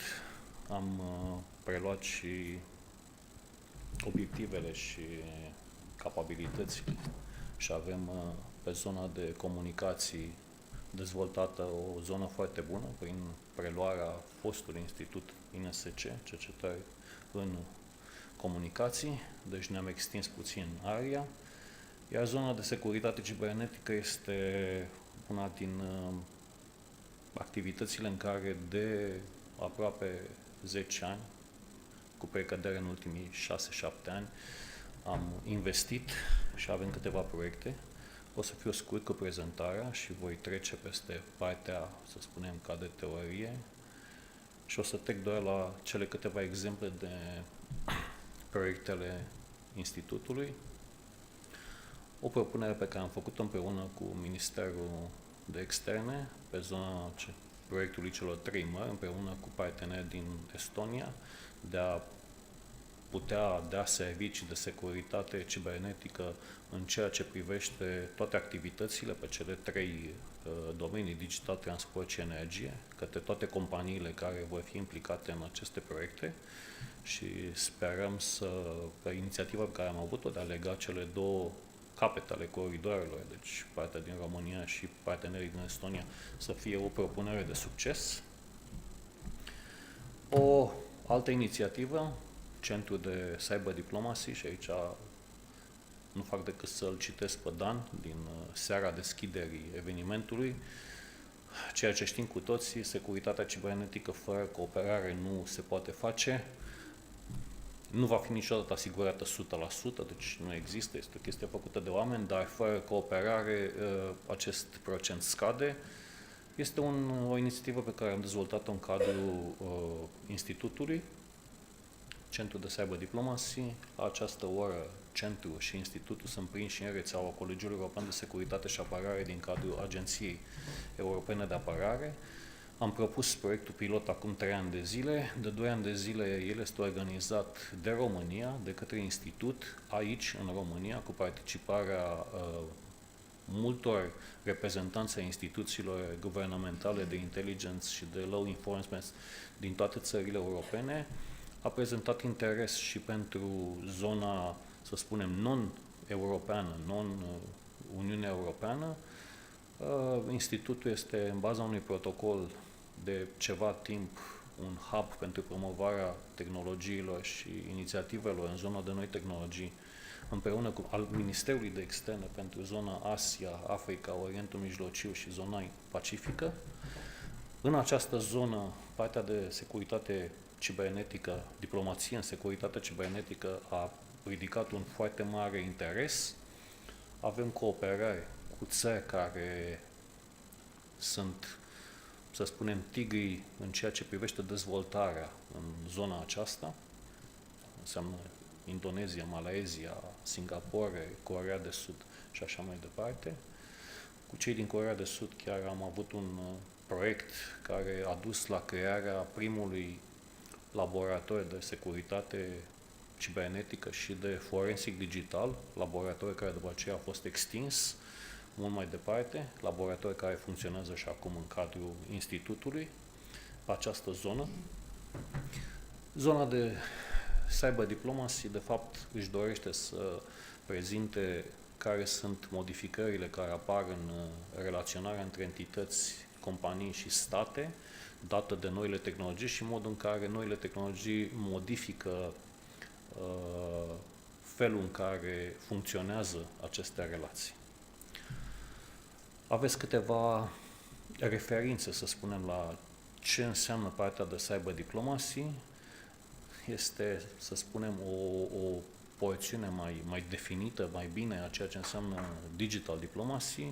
Este un alt instrument al diplomației, alături de diplomația publică, diplomația tradițională, diplomația militară și așa mai departe.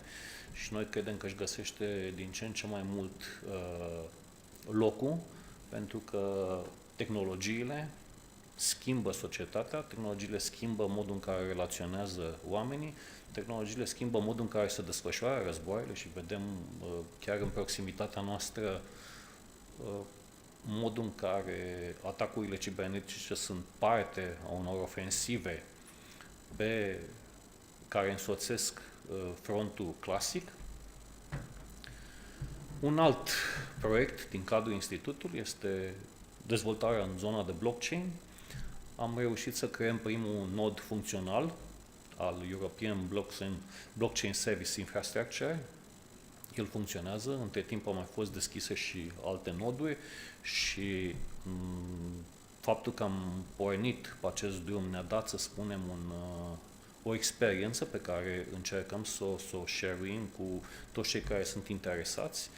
Avem în 2016, în cadrul Institutului Centrul European de Excelență în Blockchain, am mers mai departe și am dezvoltat laboratorul de Executive Blockchain, unde am și avut ca activitate cursuri în zona de pregătire în blockchain, cursuri la care am avut parteneri atât din zona de industrie cât și din zona entităților care au prezentat interes în blockchain și acum 2 ani de zile a început deja să funcționeze Blockchain Service and Developer Laboratory, care deja este, să spunem, implicat în ceea ce înseamnă aplicații în zona guvernamentală care să poată să folosească blockchain. În același timp am propus un proiect care a fost agreat de Guvernul României, cea de a crea o rețea națională de blockchain, ale căror noduri să fie entități ale statului român, astfel încât să poată să se creeze un ecosistem în care să poată să fie dezvoltate, testate și prezentate tipuri de aplicații care să fie folosite. Este în construcție această rețea. Ne-am îndresat atât entităților centrale, să spunem, din zona ministerelor și autorităților centrale, dar și către Consiliul Județene și primării mari, tocmai în ideea de a putea crea un sistem care să poată să fie funcțional și să fie de folos, mai ales administrației publice, în folosirea tehnologiei blockchain în relaționarea cu cetățeni. Și ultimul este o inițiativă, să spunem, mai de actualitate, din ultimul an și jumătate, Centrul pentru Investigații și Compliance în Cryptocurrency. Este o cerință tot mai mare. În discuții pe care le-am avut cu parteneri din Republica Moldova, reprezenta una din interesul major pe care îl aveau, pentru că, să nu uităm, cryptocurrency la ora aceasta, cu toate că legislația începe să se schimbe și inițiativele europene tind să propunerea cryptocurrency să fie apanajul băncilor naționale, iar actualele cryptocurrency să devină criptoactive, iar NFT-urile să devină cryptoasset-uri, deci o schimbare de paradigmă în ce înseamnă zona de cripto. Aceste, să spunem, active și aceste asset-uri au fost folosite și sunt folosite în continuare pentru eludarea sancțiunilor internaționale, pentru spălare de bani și așa mai departe.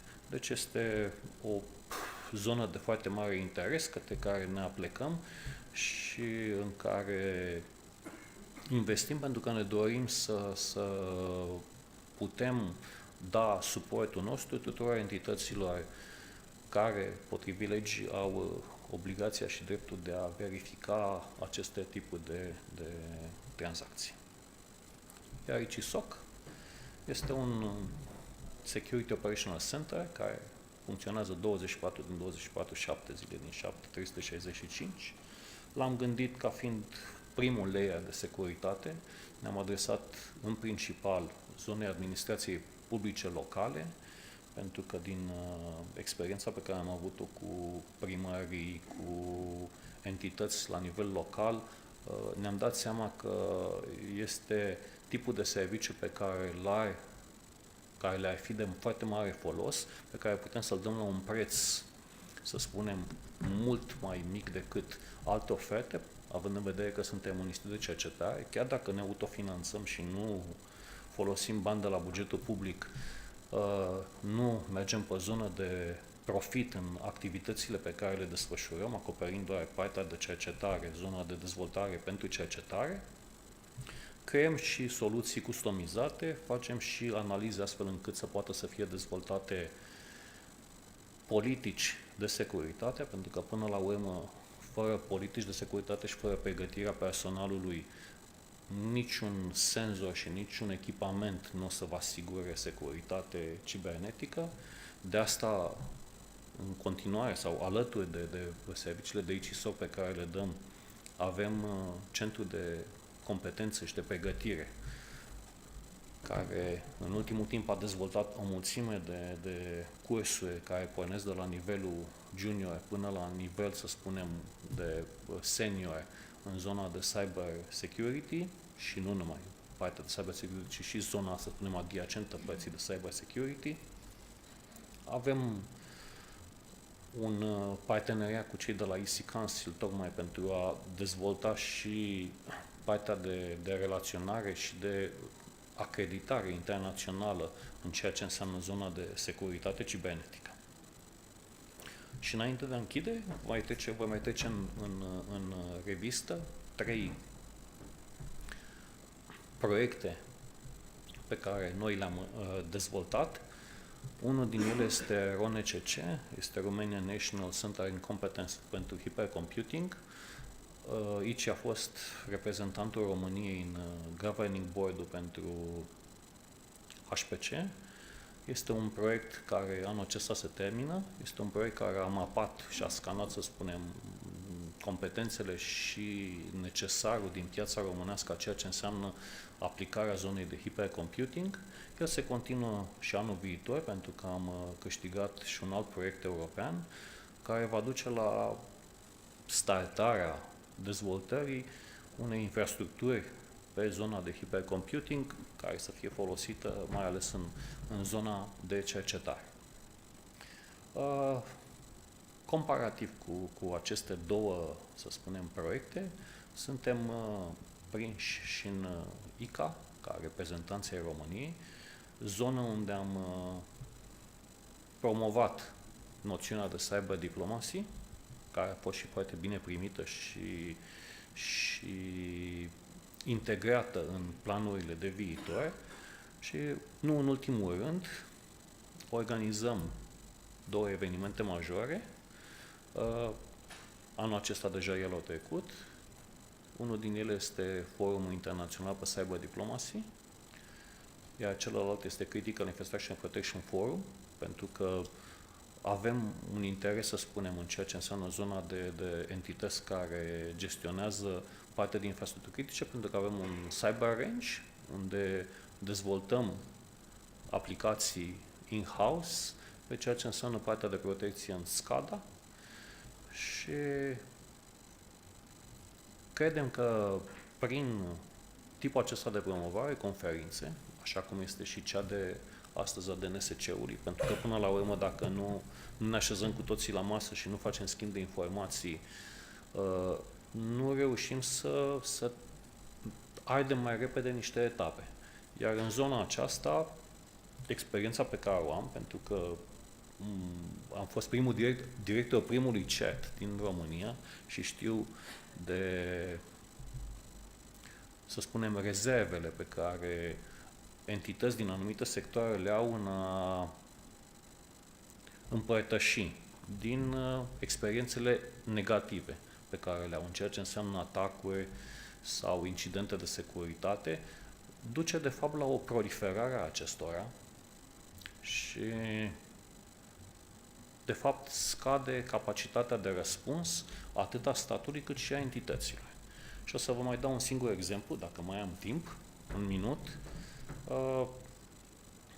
Interesul nostru pe blockchain a făcut să intrăm în conexiune cu zonele din această parte. Din acest motiv, primul ministru a desemnat institutul ca fiind coordonatorul comisiei care vine cu propuneri legislative de modificare a legislației în domeniul tehnologiilor distribuite, ocazie cu care am stabilit și un consiliu consultativ în care am invitat pe toți cei interesați de această zonă să poată să vină cu propuneri și cu feedback-uri din piață, să spunem, de la cei care sunt implicați în activitate, așa că invitația este deschisă și dumneavoastră acum. Dar de ce am ajuns la, să spunem, la acest nivel, este pentru că am constatat, două exemple vreau să vi le dau. Singapore, împreună cu portul din Rotterdam, au stabilit un agreement prin care facturile internaționale pentru navlosire sunt emise ca un NFT, care are trasabilitatea pe toată durata transportului, cu termen de valabilitate, deci e ceva cu totul nou. Și a doua parte, că zona de NFT-uri a început să fie folosită în partea de criminalitate organizată, așa cum era folosită înainte de triada chinezească și de băncile islamice, se emitea o scrisoare sau se dădea un simbol care era schimbat la destinație pe o sumă de bani, astfel că sumele nu mai tranzitau granițele, fiind supuse controlului. Se folosesc NFT-uri, schimbul se face instantaneu, depui banii la banca din țara respectivă, iar rudele de acasă pot să le ridice de la același lucru, ocolind orice control, orice sistem bancar. Sunt cazuri care au fost documentate în Qatar, cu muncitori pakistanezi care făceau lucrul ăsta.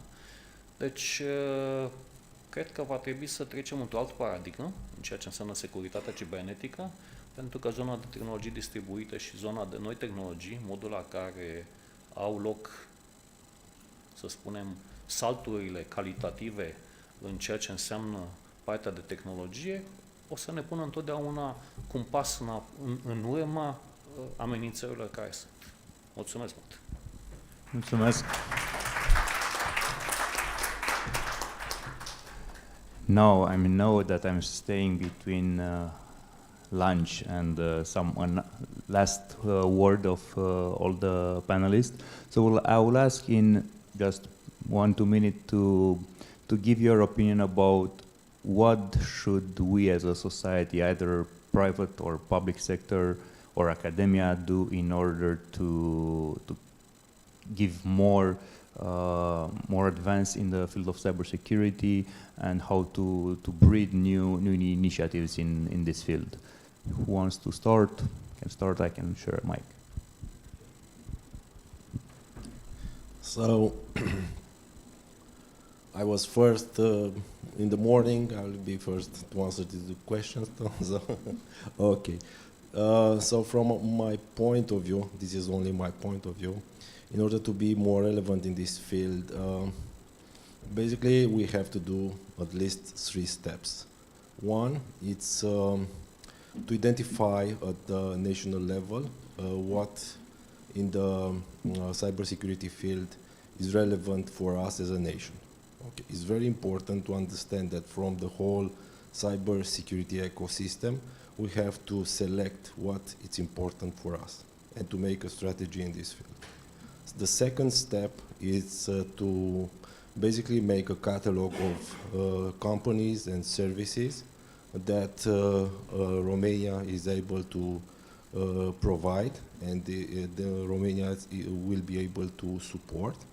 And the third, to promote these companies and the whole catalog of services at the international level through exercises and conferences. In my opinion, exercises are more important than conference. Thank you. That's it. I think it's very important, and we offer our support to promote the Romanian company outside. And I'm going to a lot of conferences because I tell you before, we are a hub for promote new technology in Asia, Africa, Middle East, and we are going, and everybody asks, but some Romanian company, because we are not a company. We give services, but we are not work like a company. We make research, we make development, and give services like a result of our research. But not many Romanian companies going, and not many Romanian companies have power to go in this kind of market, because we discuss somewhere in Malaysia, and they tell us we want to work with Romanian company because we don't want to work with big, with United States, with Russia, with China, because they have interest in this area.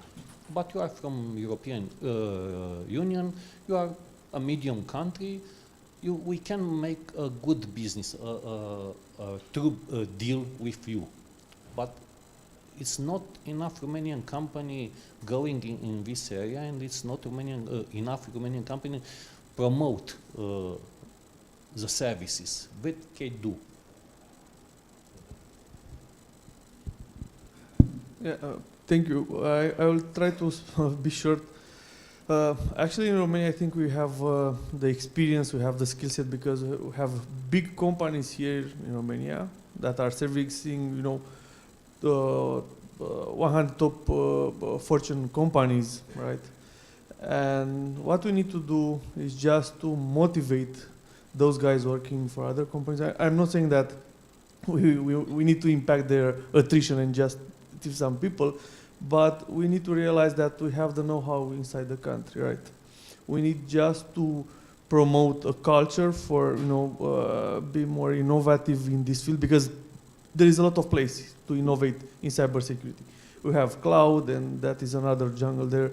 We have OT, security, and so on and so forth, right? And if we are talking with CISOs, we'll see that each of them has a couple of needs that are not addressed by the current technologies in the market. So what we need is to have a strategy and try to push the skill set, the people that we have in the market to start developing new technologies. It will be very easy for them with their knowledge to be helped by the government and our other companies, organizations, just to do something very innovative at that level to prove the value, a POV phase thing. And then just go to a few collaborators to do some partnership and validate the idea. If we have 1,000 ideas per year, for sure we'll have at least 2 successful startups. And this is my vision on this. Thank you.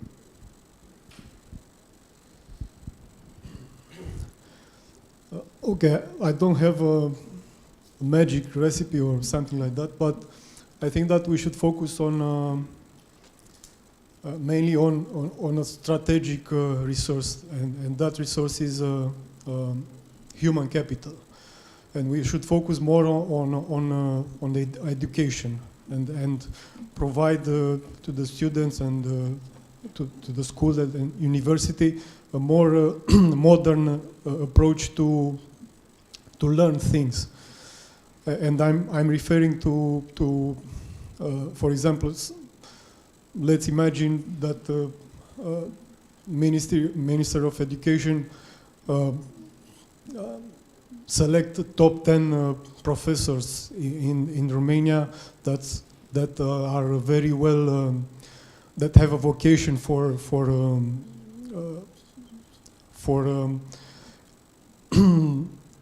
teaching others, and they know how to explain things and make them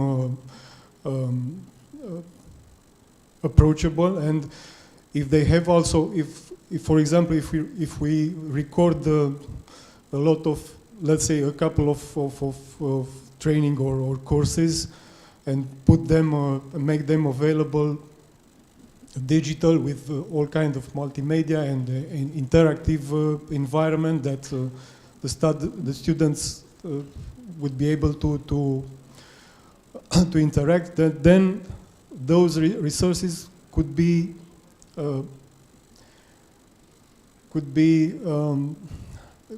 seen from any other part of this country, if from Bucharest, from other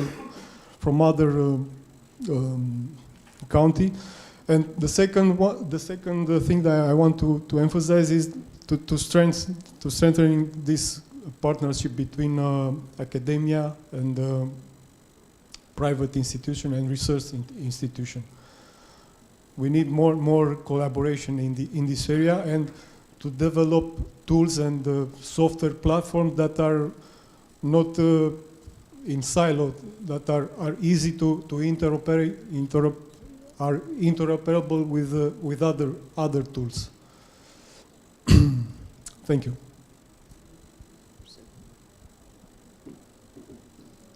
So I strongly believe that there are a couple of pillars that can guide us towards having Romania, let's say, at the forefront of the cybersecurity world map. I think that the first one is related to innovation research, but also intellectual property. Unfortunately, this is a trend that can be seen across the IT industry, not only the cybersecurity. We have lots of very, very good schools, lots of talent, but if we're using it for outsourcing mostly, then I believe that this is not bringing great added value towards the industry. So what I think that would be a very good initiative is a stronger support in the startup community, and I'm talking here about a very early stage startup community, because there are lots of great ideas that need to be turned into intellectual property, that need then to be turned into a commercial offering. So I think that this would be one pillar. The second, and I think it's been stated before, it's related to collaboration and community. So cybersecurity cannot be done, you cannot do it by yourself. So we need to create all of possible communities, associations, and entities that have this collaboration mindset and framework. So this would be the second one. While I think that the third one, it's related to education and events like this, in which technologies and the knowledge base can be advertised. There is one particular category that I believe should become more involved in this kind of events, and I'm talking about board members, I'm talking about CEOs rather than just technical people, CTOs, CISOs, and so on. Because as I mentioned during my intervention earlier, I believe that cybersecurity should be at the core of the strategy of each company. It has become extremely important, and it's a threat to companies around all industries and sectors. Thank you. As I mentioned also in my presentation, and it's also only my private point of view on that, is education. I think it's very important. We're talking about more on creating security champions in the organization, take the leadership in this area. The second thing that is, I think, very important is focus on what you're good. And if you are very good in development, then you should focus on this area and be advanced in this area, especially from security perspective. And courage, actually. What I see is that you're having kind of a fear to go to the front, to the forefront. So, and you all know UiPath. UiPath, it's a well-known brand coming from Romania. They got their experience from this outsourcing project that you were mentioning, that we have very strong. They knew very well all the BPM, all the processes, the automation. It came from experience that you gain in services, okay? So don't be afraid to take the experience that you have today in development and take it, you know, one step further. I really believe that that's what you need as an outsider, okay?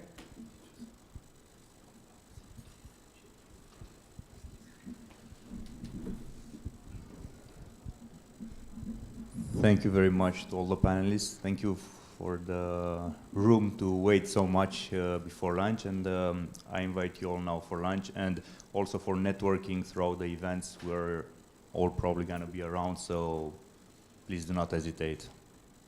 Thank you.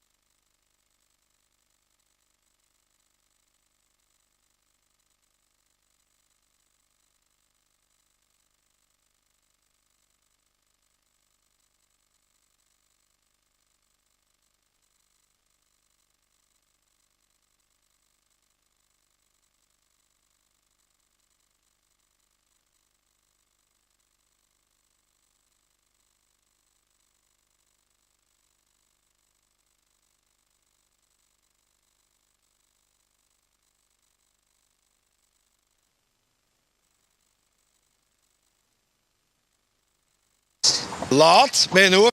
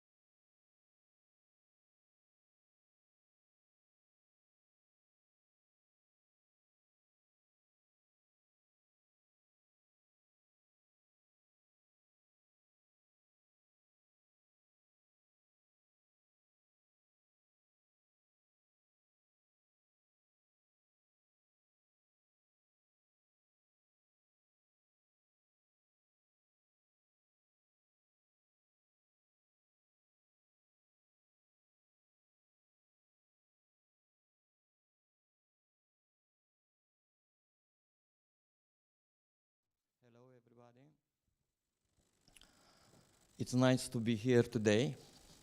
I'm honored to be in such a panel. I welcome all my colleague panelists. I welcome also you. I invite you to be part of this discussion and to have questions at any moment and in any time. To those of you who already didn't know me, I have a warning. There is a probability that everything you read or heard about me to be true. And now, because we are late, I invite my colleague Elena to be the icebreaker of our session. And the floor is yours, Elena.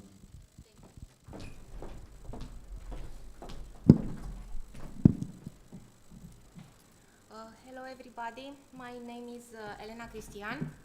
I am auditor and consultant for ISO management systems and also founder for Business Generator company.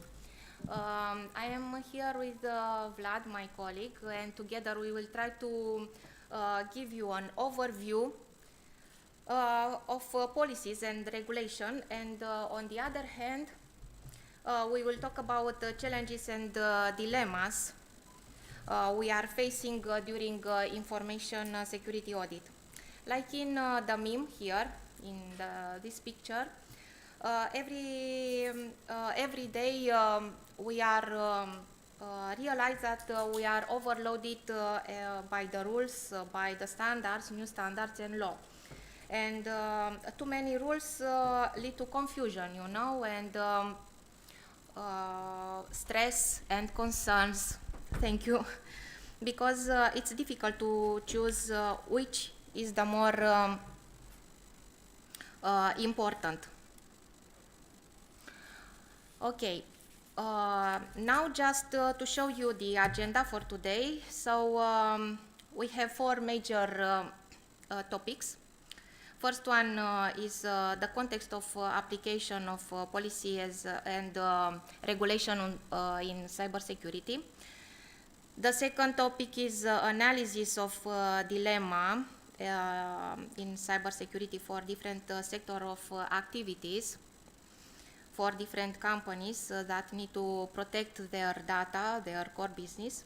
The third topic is debates regarding the mapping, the standards and regulation in cybersecurity, correlation between different standards, and last but not least, we will talk about transition to Directive NIS 2.0 Directive. Yes, it's a funny scene from a movie. You can read it. I chose this picture because this presentation is mainly intended to raise awareness about the importance of implementation of the policies and regulation in cybersecurity. And yes, it's true that nobody cares till it's too late. If we have a look to these pretty scary numbers of cyber attack, which happening every 40 seconds, yes, it's really scary. Who didn't heard about Uber attack? System compromised by a young man, only 18 years old. Or Tapero, Portugal, one of the largest information leaks in the history of the aviation industry. The question is, okay, if this kind of things happen to so large companies with large budget and large team information security, imagine what is happen to a smaller one, and when we don't have enough money, enough budget, we don't have a team for information systems security team.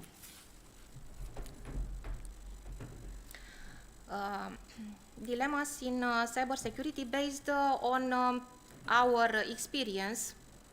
We notice that many companies are disoriented because they apply too many standards. Or, on the other side, companies that apply only internal procedures. We speak about the same sectors. Sometimes we find to the companies too much standards implemented, to another one only internal procedures. All of this because of understanding of the top management.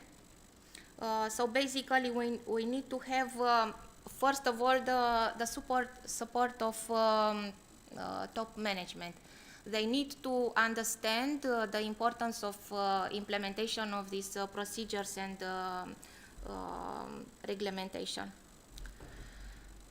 How? Making a list with all the interested parties.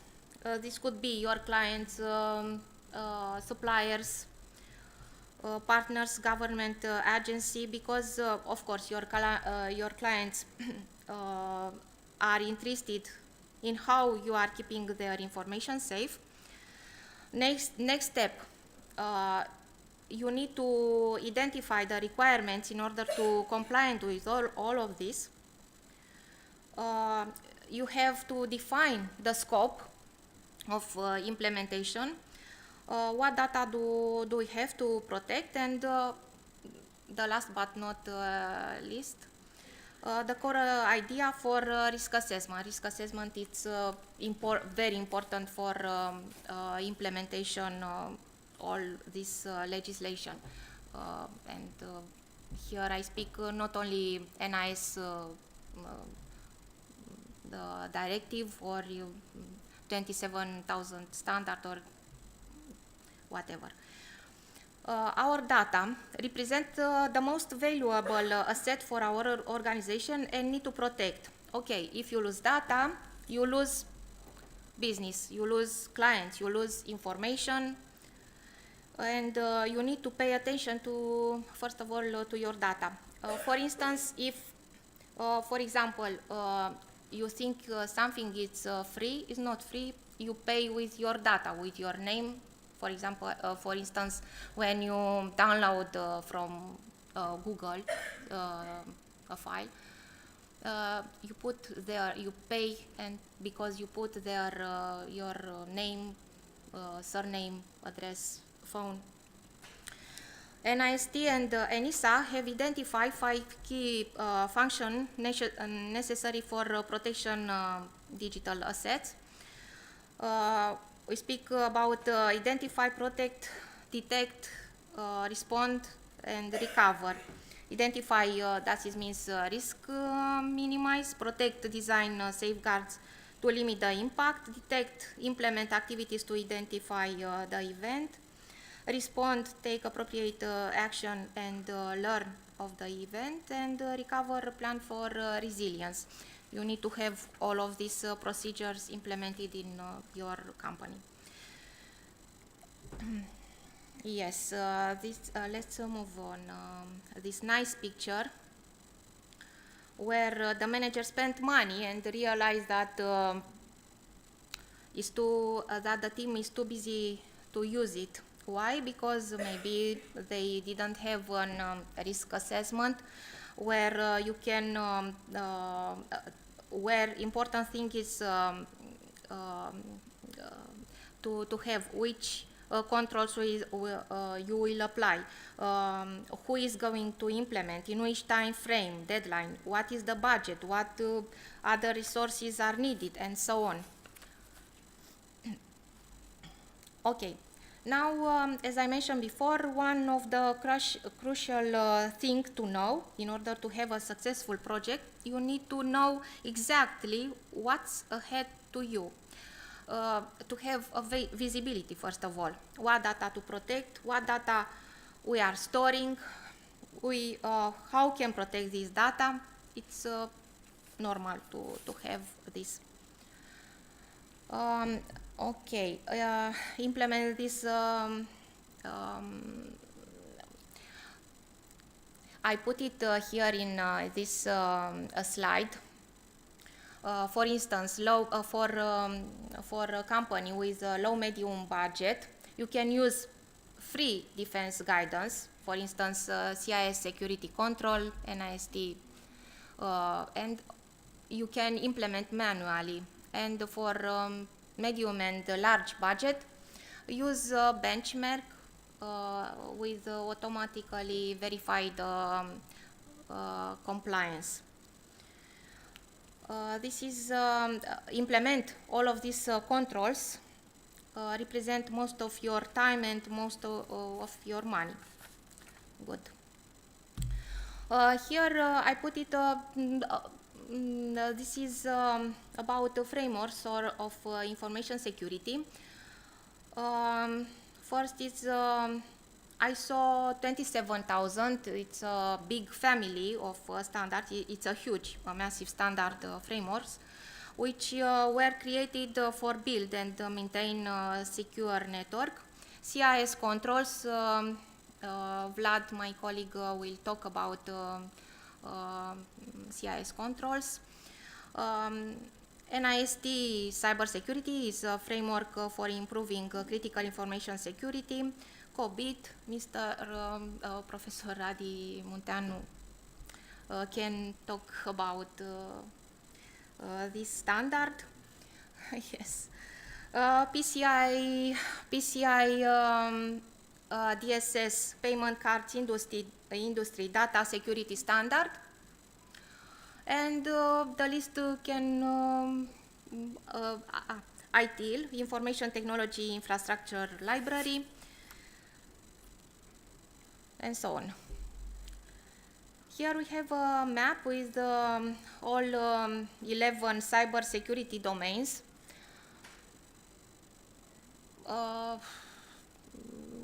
You can see there, we don't have enough time to explain, but I think you know this map about security architecture, risk assessment. You see different color for each domain. Physical security, threat intelligence for education. Every domains need to be analyzed and checked, implemented when we do risk assessment, step by step, level by level. CIS is a concept, you know, like ISO organization. And as I mentioned before, my colleague Vlad will talk about these CIS controls.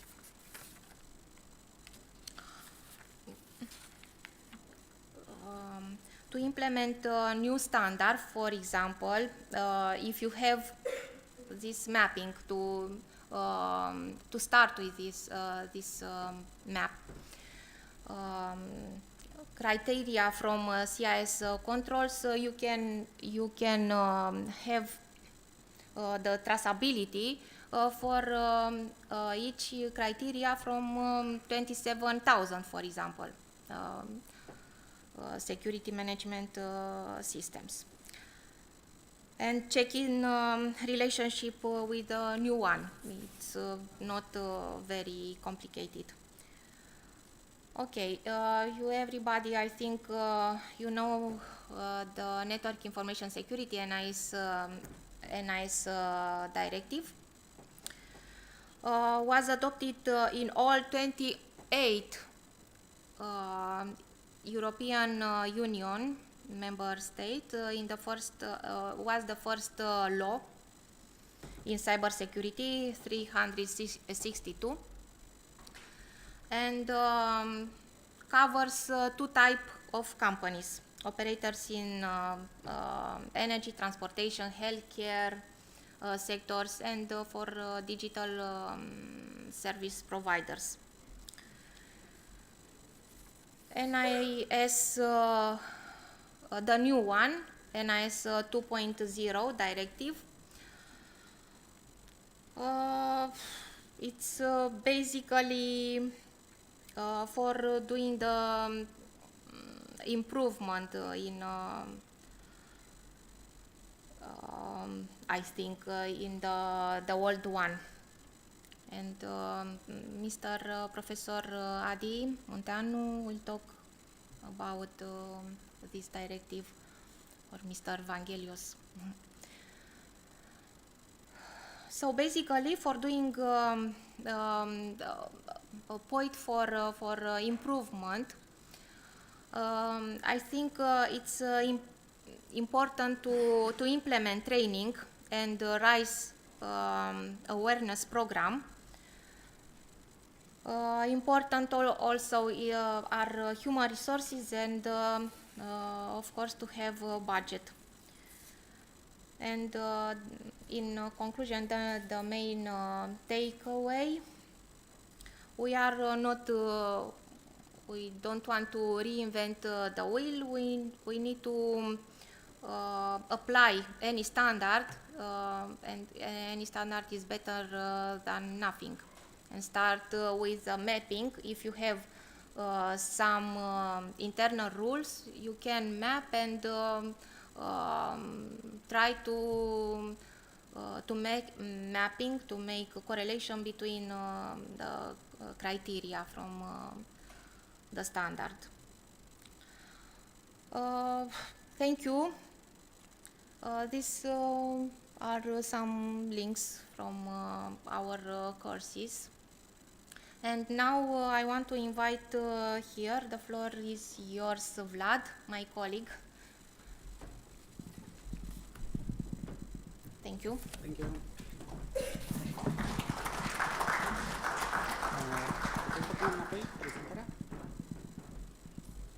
Thank you.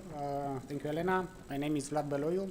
I will briefly talk today about security controls in any framework.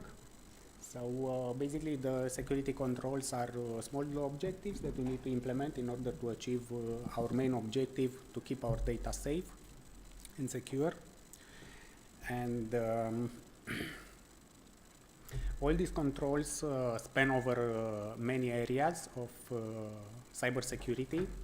As you saw in the presentation, that nice tree where you don't have a start point, you only have a middle point, and you have branches to the left, right, and on all directions. So on all that leaves, we have some security controls, or one security control that we can implement to solve one vulnerability. These controls are usually part of a framework, so we can choose any framework we want if we want to implement. Okay, so I'll go to this one because it's very nice. And these controls, as you can see here, they vary, like inventory of assets, or access management, or malware protection, log management, security event monitoring, vulnerability assessment, and so on, patching, backup, a lot of them. Now, when I started doing consultancy for implementing ISO 27001 controls, we usually at the beginning of every project we had a kick-off meeting with the managers, and obviously we asked what are the objectives, what are your expectations from this project, and they all said, well, we want to implement all the controls. I said, okay, that's a very good objective. And then we started parsing through the controls. Around the 20th control, they were just questioning if their objective still remains to implement all of them. And around the 70th control, they were just questioning the meaning of life. And anyway, there are around 100 or even more controls. Now the question should be, when do we say a control is implemented? When do we stop? Let's take, for example, backup. So let's say we have an application with a database, and we want to have a backup. We have a server where we replicate everything. Is this enough? Do we need to do more? Maybe we need to have or we want to have a copy of the data on an external device that is locked in a safe or somewhere. Well, again, there is the discussion, what data do we need to back up? All the data, or do we need to classify the data on importance or on impact if it's stolen? We should back up this data, this important data, or we can have a mix of both. Anyway, the idea of implementing the controls, doesn't matter the framework that we choose, should be gradually and should be based on the impact analysis. If we breach any of the controls, what is the impact on our business or on our data and our clients. Now we are discussing about all these controls that are in frameworks that can be chosen by companies and by institutions to implement.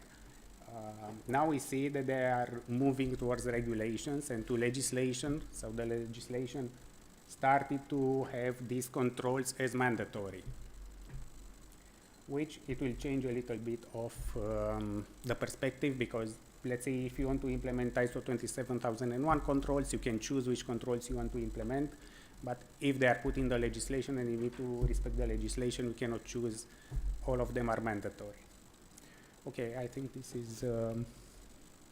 Thank you.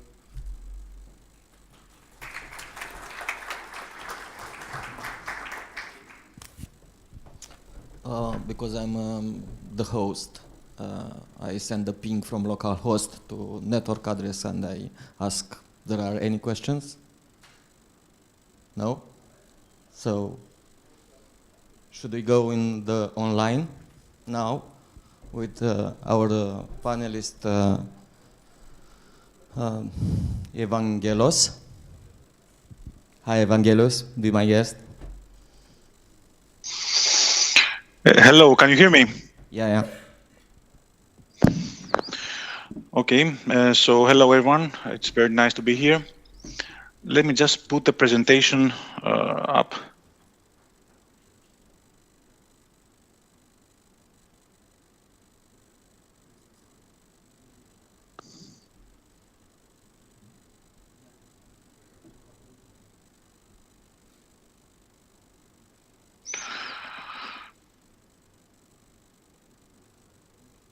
One moment, please.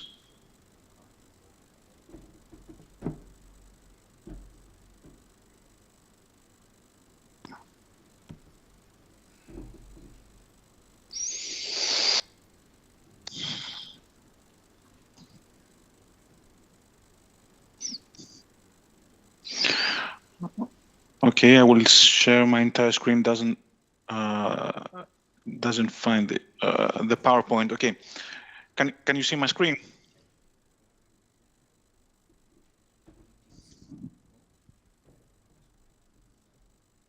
Yeah, it's okay. Okay, so I will talk about the NIS2 directives. Many things you might already know, some might be new, and as well as the upcoming Cyber Resilience Act and what we know of it.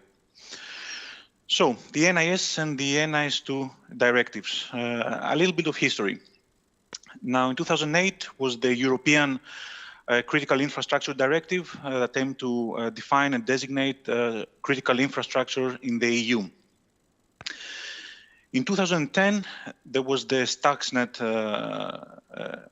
incident, as you might say, a critical threat that quite novel at the time, that gave rise to the need for a coordinated and harmonized response to cybersecurity threats, and the need to integrate cybersecurity in EU policy.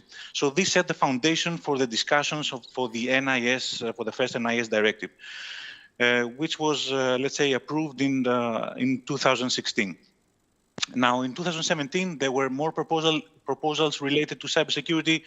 The Cybersecurity Act that aimed to give more tasks towards ENISA, the Cybersecurity Agency, the coordinated response to large-scale incidents, which is the precursor let's say, to the cyclone network. We'll say a few things later on it. And of course, 2017 also brought the WannaCry threat. This again was a pretty huge milestone because it actually threatened many sectors simultaneously. So again, this gave rise to questions and the need for an update of the NIS directive in order to be able to cover more sectors, to cover a better cooperation and coordinations during this kind of incidents. 2018, the proposal for Cybersecurity Competence Center. 2019, the Cybersecurity Act. And 2020, again, another major incident, the SolarWinds threat, which again pointed out that the importance of the security of supply chains and crisis management. And these are things now that are also being incorporated in NIS2. Now, NIS directive, most things you know, I won't tire you a lot with this. Now, it includes the sectors that were perceived critical at the moment. On one hand, you had the digital service providers. On the other hand, you had the operators of essential services. And above that, we have the cooperation group, which, let's say, it's the brain of the implementation of the NIS directive, which also gives strategic guidance on this implementation. And if that is the brain, then we can say the CSER network is the arms and legs, the technical arms and legs of this, let's say, of this triangle, dealing with incidents. And of course, on the top, we have the national NIS strategies, which actually are the national implementations of the NIS directive. Now, during the implementation of the NIS directive, and as more threats came into play, there were certain challenges identified with the first NIS. Some of them are that not all sectors, not all critical sectors were included in the first directive. There were more sectors that were seen that were critical and must be included. The scope of the directive had many inconsistencies. Member states, as they transposed the directive, there was various inconsistencies in its transposition. There were diverging security requirements across the member states, again coming from this transposition, diverging incident notification requirements, which actually made difficult the cross-border supervision of companies that gave services to multiple member states. And of course, ineffective supervision and limited enforcement, and a voluntary and ad hoc cooperation and information sharing. These were main challenges that needed to be addressed. So then came the proposal for the NIS2, and the vision and its main objectives were to cover a larger portion of the economy, including more critical sectors inside, to have a more systematically focus on bigger and more critical players in these sectors, to have a better alignment of the security requirements and expand to the supply chain, as was seen with the SolarWinds and the supplier relationship risk management.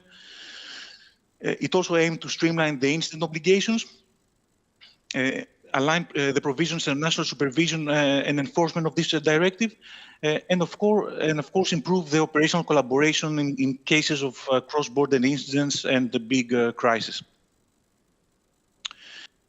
Now, which entities are covered? As you can see, now the blue entities are the ones that were covered in NIS1, and the red ones are the new ones included in NIS2.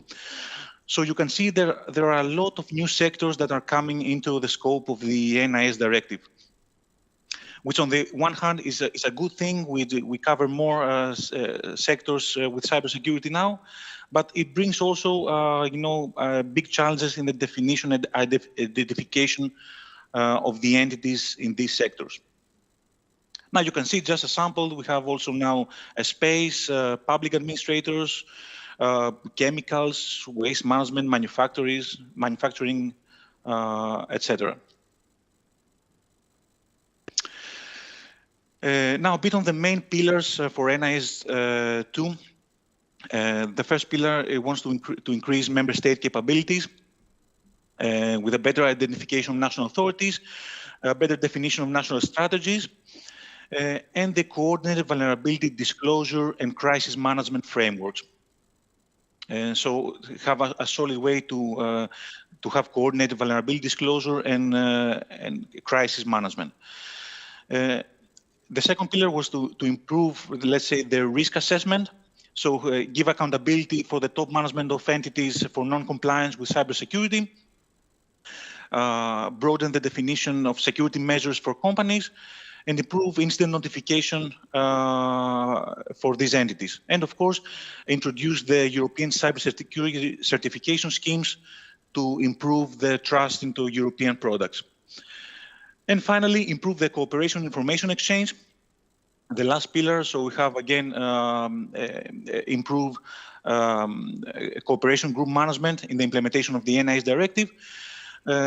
The CSER network again from NIS 1, the introduction of the Cyclone network, and beyond that, with the coordinated vulnerability disclosure, national policies, the introduction of a European vulnerability database, peer reviews among member states, the biennial ENISA cybersecurity report, and the EU registry for essential and important entities to improve identification of entities and cooperation during incidents.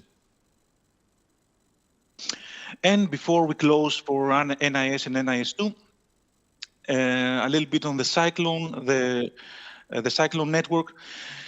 Now, before the introduction of the Cyclone network, during incidents, there was an information and cooperation gap between the CSER network, which is actually the lower technical level incident response function. They're the ones that are very close to incidents. They know technically what's happening and what needs to be done.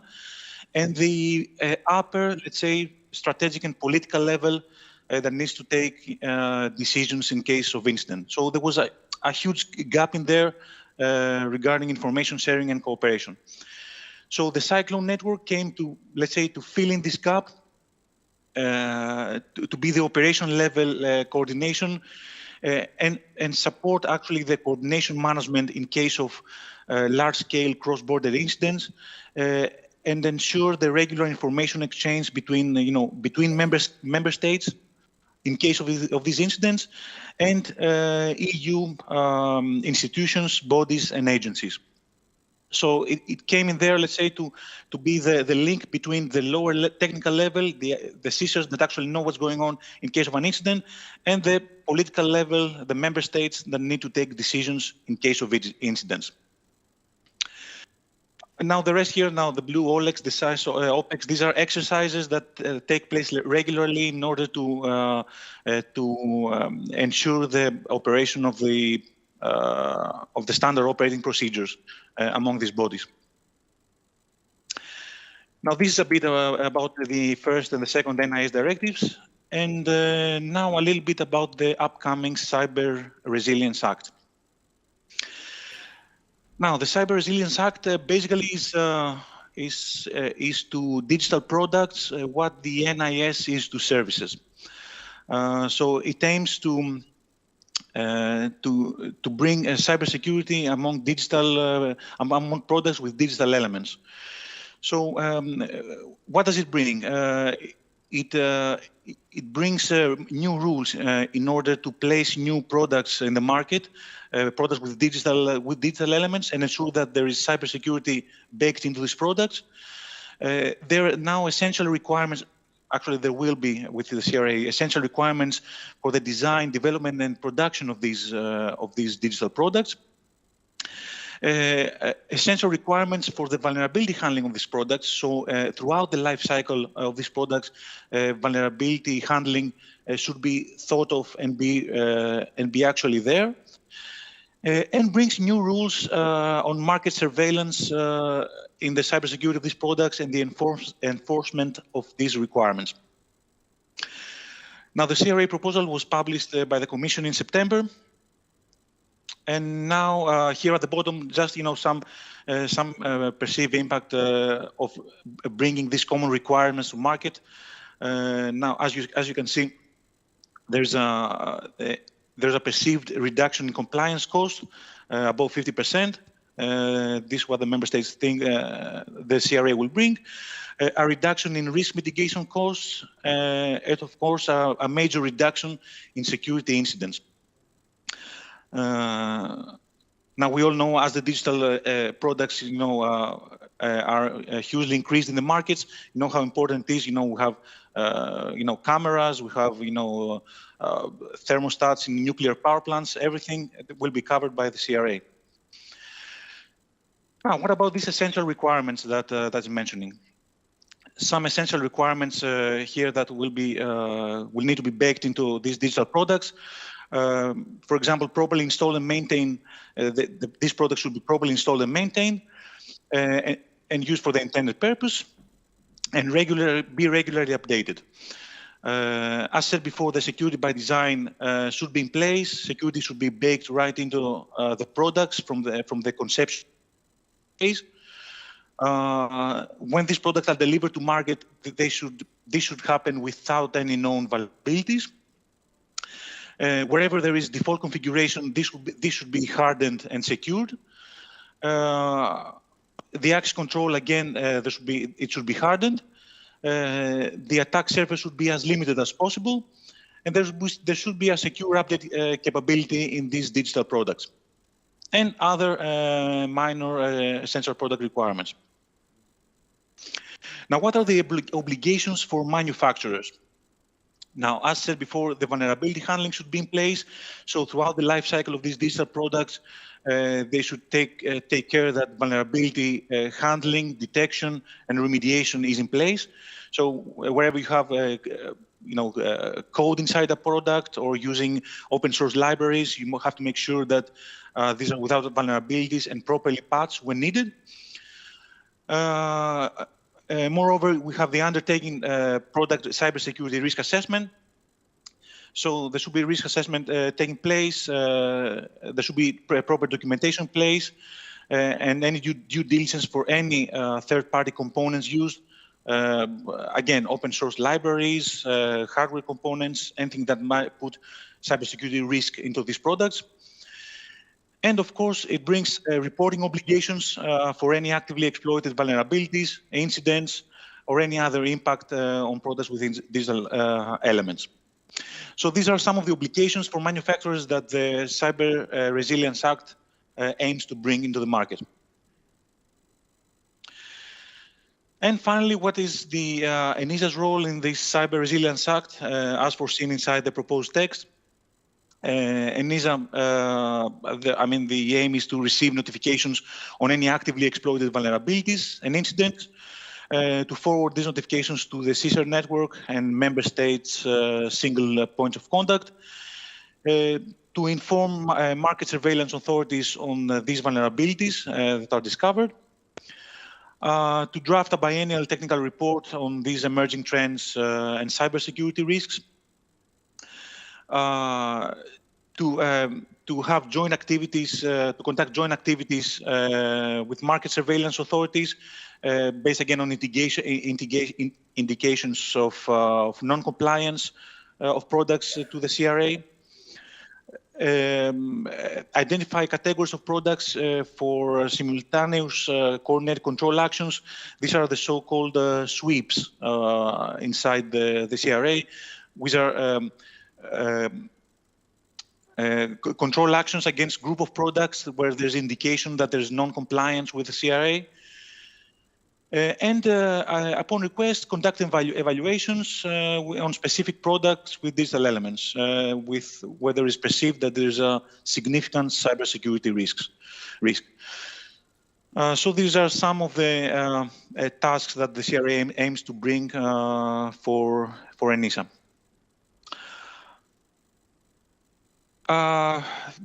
This is it. Again, this is the CRA is a proposal. We are looking forward to see what it aims to bring on the table and the way it will secure the market for digital products. Thank you very much, and looking forward to your questions. Thank you, Evangelos. Any questions from panelists? Any questions from you? I have a curiosity, if you have any information from the ground. Do you know if the final vote of the NIS 2 will take will be this year? We really hope it will be this year. I don't believe this will be, extended towards 2023. But again, I have no actual date. We strongly believe it will be this year. And the last questions, as I know, not all type of public institution will be in the scope of NIS2. Am I right? You mean public administration? Public administration, yeah. Yes. Okay, thank you. Yes. Thank you. Thank you. Bye-bye. Thank you, everyone. So, I will need to drop out. Bye-bye. Yeah, bye-bye. So, René, please come again online because it's your turn. Thank you very much. I hope you can hear me and see my slides. Yeah. Very good then. So thank you very much. This time Teams works. Very good. Thank you very much for inviting Ericsson to this important event. We are, of course, very happy to be there virtually, and I would have loved to be there also in physical presence. I hope that will be possible next time. Maybe also considering the previous presentation, I could really term this presentation the life of a supplier in between the NIS2 and the CRA. So it's really looking into those two intersections. And with that, start maybe put some of our realities of mobile networks into the context. This is a very busy slide, but really what I want to say with this is that when we talk about security in 5G and then the equipment, it is absolutely essential to keep in mind that security experience of the users by the system is delivered by the live deployed network in the use. It's not by a product or a digital element, it is by the totality of multiple products, multiple vendors, multiple generations across the stack. Very important. The second point, and which really goes to the introduction I made, the life between what will be CRA and NIS2, is that looking at the security of end users, de facto experience security by the end user from a network perspective is dependent on these 4 layers that you see in front of you. It starts with the standards in the bottom, then which are part of the vendor product that are being developed through a development process, and that we can talk about, and I will come back to our risk mitigation measures and the requirements there. But once our products are ready, they are then shipped to a critical infrastructure operator who may or use multiple vendors with different technologies, and there where we have the deployment of the different products into a network, which then is launched and operated on daily basis, that then provides the services. Security relevant decisions in the pink and in the blue, sorry, in the purple and in the blue, are absolutely critical to ensure security of the deployed networks. And while, of course, security of products is important, that's not the message here, it is only necessary but not a sufficient consideration to keep in mind. And coming then to some of the implications that we might want to discuss, both in terms of vulnerability handling or exploitability, is very important. For instance, vulnerability in CIR is considered only in the software context and does not see the fact that vulnerabilities or weaknesses can also be present in the deployment and operations, which is a big omission in that context. Having this layer, of course, also raises another question. Well, how do we go from this to actually what a network is? And looking at this from a different perspective, but still keeping the different layers intact, this is another reality of network security when we look at what is being done through a number of steps from standards, when you have the specification coming from different technical or standardization bodies, going into the vendor equipment as part, but not whole piece of the product. Then, of course, 5G is a cloud-native service-based architecture, and we have also a lot of IT technologies that are part of the final network. One important discussion which I would like to touch upon is then the role of assurance, and then of course we have a number of different discussions how assurance and certification, which is one option, fits into this picture. And then we come of course into the question how you actually build, deploy and operate the different components into a fully functional network, which is the one that actually delivers the performance, coverage and security. So I think this is a chain of dependencies, and if regulation does not take into account these dependencies, doesn't have to be one, so it's important the interplay between an IS2 and a CRA. If it does not take into account these dependencies, we will not solve what we think we are solving, and I will come back to that. What I would like to do next is to give you two examples here, both what is then the risk management procedure of a company like Ericsson, which is also part of the proposal in CRA, which is, I think, very good, but also going to the assurance piece, and then come back and tie this together. What does this mean from an operational and deployment perspective, where security relevant decisions are taken and who is actually making those? So moving now to the next slide, and we are then zooming in into the middle blue box of mobile network vendor development process, the risk management process. What we talk about inside our company is this security reliability model. And what you see in front of you is our internal risk management process, which is very much influenced, of course, by NIST and other standards like ISO and many more, that we have applied to our realities and adopted that from the suppliers, our suppliers' perspective, all the way to our customers, the essential operators. Within that, those different steps, we have a number of areas where we both look into the questions of functions. How do we develop secure functions? What kind of risk assessments need to be done, what kind of internal testing and other secure code practices need to be implemented to deliver secure products. Then, of course, we do internal assurance activities. We like to emphasize the importance of assurance activities during the development phase. This is the most effective and also most cost-efficient way to address security risk and vulnerabilities. But at some point, we also have our products ready, which we then complement with information how to securely install our products and how to operate those products. And these are then information requests, which also now in the CRA that we have done already long before CRA was intended or thought of. So with this perspective, I think the life in between the CRA and NIS2, I would like to bring two examples. One is when we talk about security assurance audits and evaluations, which of course the foundation for this have been laid down in the Cybersecurity Act, but there is a dependency with the Cyber Resilience Act where these two are cross-referenced, and that's per se good.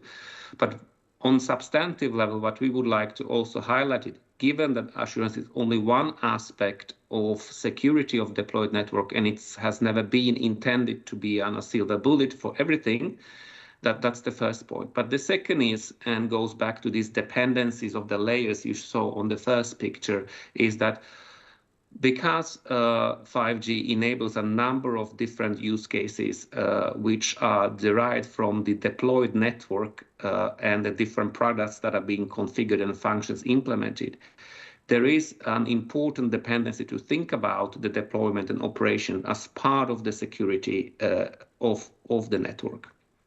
We do still believe and promote the importance of GSMA NESAs. It is an important contribution, again, not a silver bullet, where the aim is to provide assurance in the vendor development processes and in the network functions, which corresponds largely to the green part that I was showing in my first slide. Then we also see challenges in the area of how to think about certification in a world when we are moving towards cloud-native network functions and also the CI/CD way of deploying and delivering functional updates. So there are good pieces here, and again, this is not a silver bullet, but we also want to again make the point that product certification has also its own drawbacks, and one is, of course, that this is a point-in-time inspection, and given the frequencies of updates of functionality and the dependency to other aspects like configuration, it is important to keep that in mind, because it is not possible to certify every single iteration of this process without introducing significant delays in the market. And an additional point to make is to be clear about the difference between some member states venturing into organizing test cases of use cases of security, which is then including products which are deployed in some kind of mirror of a network, when the intention is to test the use cases, which is not to be confused with a certification of a product. Those are two very different activities with different objectives and different benefits and drawbacks. So that was the point about assurance, to understand that in the context of network security in a broader piece, and what are the reasonable expectations and also practical ways of moving forward. The other point when talk about the life in between CRA and NIS2 as a supplier is that, coming back to a risk management process, when we provide information about how to implement, configure and operate the products, this information, of course, is something which is not binding for anyone to follow. The decisions to follow these instructions or take other decisions are in the hands of those who buy and operate this equipment. And there is nothing we can do as a company to force that is the case. And those decisions that are taken in those two steps are absolutely relevant for the possibility of an incident to occur or to exploit a vulnerability. So keep that in mind, that dependency needs to be ensured, whether it's in CRA or NIS2, that it's covered, because if we only focus on the blue and the purple piece, it is not necessarily so that we are addressing the security challenge of a deployed network. And to finish off then lastly with my last slide here is to really emphasize that as we as a vendors use and contribute with in a multi-stakeholder relationships in standardizations bodies like 3GPP to develop security standards like we do in SA3 with 3GPP, we then of course take those standards together with additional technologies and in-house software to develop products.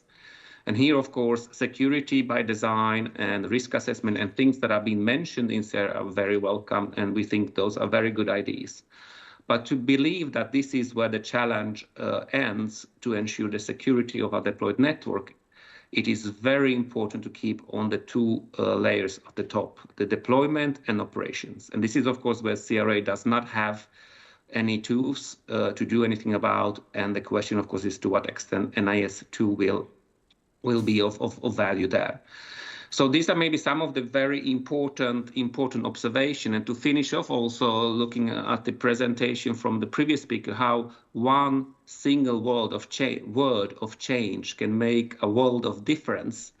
You might have seen that on slide 12, Evangelos talked about known vulnerabilities. Well, actually, the text in the series speaks of known exploitable vulnerabilities. And the word exploitable is absolutely critical, because the sheer number of risk that any vulnerability can present versus a critical exploitable vulnerability are very different. So one word here can make a very significant change in terms of where the efforts and focus will be put on, and whether we are actually addressing the most critical vulnerabilities or not, which is an essential consideration.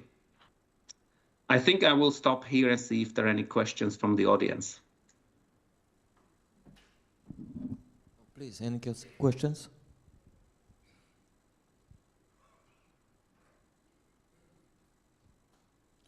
No questions. One remark from me, your SRM model cover the entire life cycle of your product?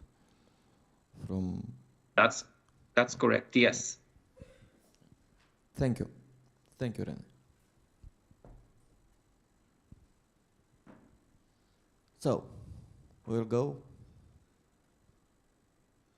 No questions from our participants. So, bye, René, and thank you again to be with us today.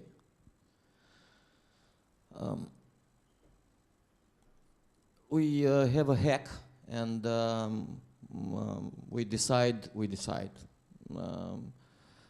We answer the people, and please raise your hand who want to switch in Romanian, because the title of our panel is Policy and Regulation, and it's very difficult to explain in English what's happened here in Romania. So if anybody wants to talk in English, we'll speak and talk in English, but so, Grațiela, Tomi, spargi tu gheața în România? So, Grațiela, dăm drum. Hai, pe doamnele.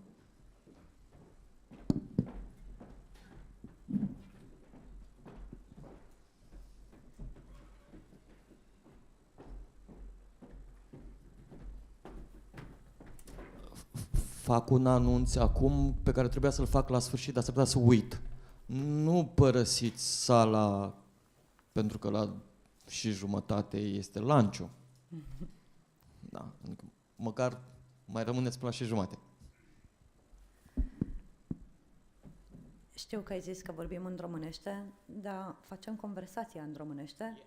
Prezentarea, în fine, eu o să continui cum am planificat-o. Happy to be here, happy to have me here. Thank you very much for the invitation. My name is Grațiela Magdalenoiu and I'm the president of ISACA Romania chapter.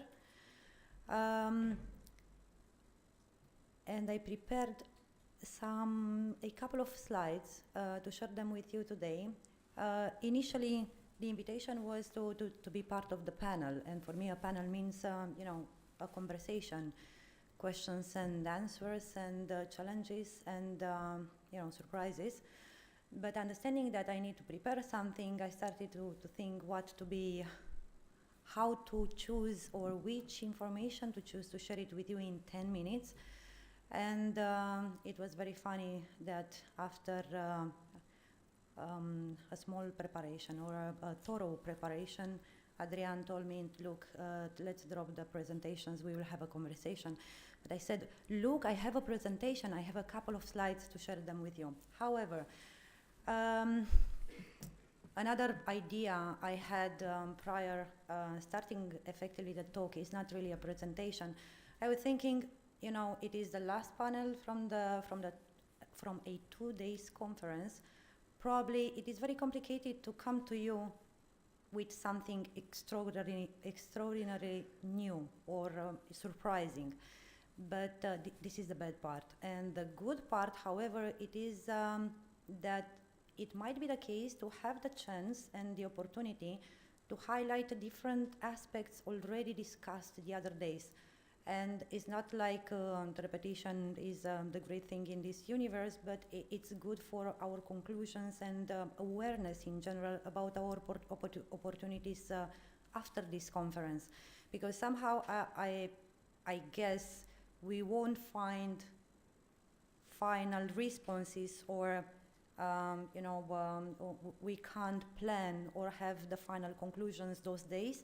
But at least being together and sharing different point of view, we can at least be aware of to whom to talk, to whom to collaborate, to whom to open the conversations about digital trust, education, and collaboration.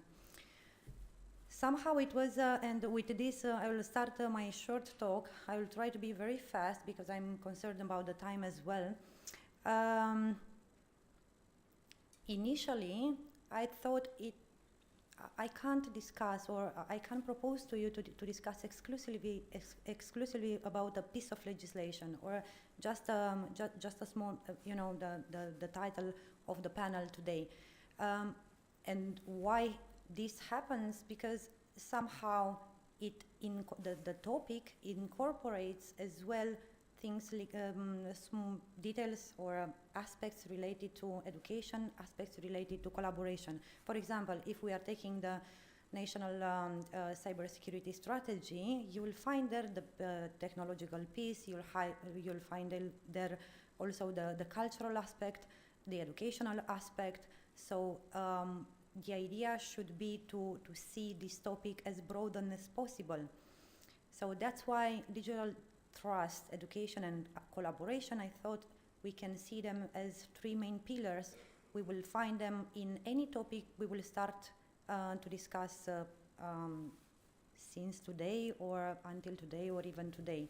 I don't remember exactly. Yes, the second slide, it is related to different things I heard in the first day of the conference. That means yesterday, first panel, which was named 360 Vision Panel. And I was very happy to see and to hear that most of the things discussed yesterday are somehow related to my idea of putting together those three pillars. And let's read them together. Cyber means more than security.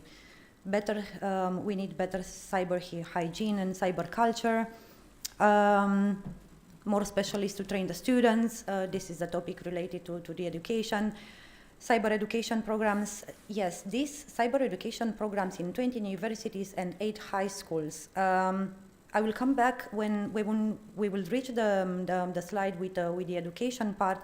This is one sentence I would like to come back, because from the distance everything looks beautiful, really. 20 universities and 8 high school program already implemented within our country. However, we will see the numbers I want to share with you. And the last one, challenges in finding security professionals which require security skills but also appropriate mindset. This is related also to the educational part. Nothing about the collaboration, but I will keep the collaboration part and piece in the end of the presentation. So let's go forward to touch this digital trust part. I will not spend too much time, but we all, I guess, we can agree that digital trust means more than technology. And of course, we can mention about those points in the slides: quality, availability. I would say security and privacy, ethics and integrity, transparency and honesty, resiliency. Those topics, each of them can be, subjects to be discussed days. So I would say I would prepare to develop any conversation with you on each and every slide, but we will not have the time to discuss exactly today. But I guess, in my opinion, there are very important topics related to today, to the universe, or to the stage we are this moment. And I remember that I heard in the morning in one of the panels saying that cybersecurity is now, we are living this moment, so everything related to the idea of trust, independently whether we are discussing about trust between entities, trust between people, trust on technologies, on services, everything somehow is correlated. And I have some slides to support the idea of actually lack of trust, or to support the idea of the need of the digital trust. I have 3 slides. I would say I borrowed them from another speaker I met the other days during the ISACA conference, ISACA Europe conference. Unfortunately, I do not have the notes with me, but his name is Harry, and if Adrian can help me until the end of the presentation, I can share with you his entire name, so there is nothing to hide. But he had a fantastic presentation about, in pursuit of digital trust. And the numbers presented by him were really amazing in terms of food for thoughts, actually. So I will not spend too much time on the numbers. You can read by yourself. The next ones, The next one is impressive. It is the breach level index 2021. We are in 2022, so my guess is that this number should be higher than this. But it is the entire number of the losses reported since 2015. We all know that everything will be increasing, and it's just a number, of course, but everything will increase in time. A list of, let's say, top 10 providers, different services, different products, but you can take a look starting 2013 to 2021. You have there a column with the number of individuals of whom data have been leaked or disclosed during the breach.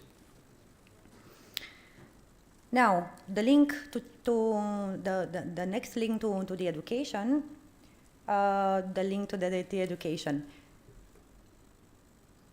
Those days, everybody were discussing about the lack of or the challenges within the educational system, the lack of specialists in the market at local level, at global level. In the same time, this pillar, it is part of any piece of legislation European Union is releasing or at local level. It is a concern on everybody's table. So I can share with you the numbers of the latest study performed by ISACA. It is a global one. They are doing it each year. It is true that what you can see right now, it is actually the results of the survey performed in the end of 2021 for 2022. So we will be, usually this is released in late Q1. I would be curious, I'm curious each year how the data are changing, but shouldn't be a surprise for anybody in this room to see that we have 63% positions unfilled in cybersecurity. I heard sometime in the morning that at the global level, the statistic until 2025 shows us that we will have a gap of 3.5 million functions or individuals. And thank you, Liliana Mușățescu, for sharing this with us in the morning. So the trend is increasing.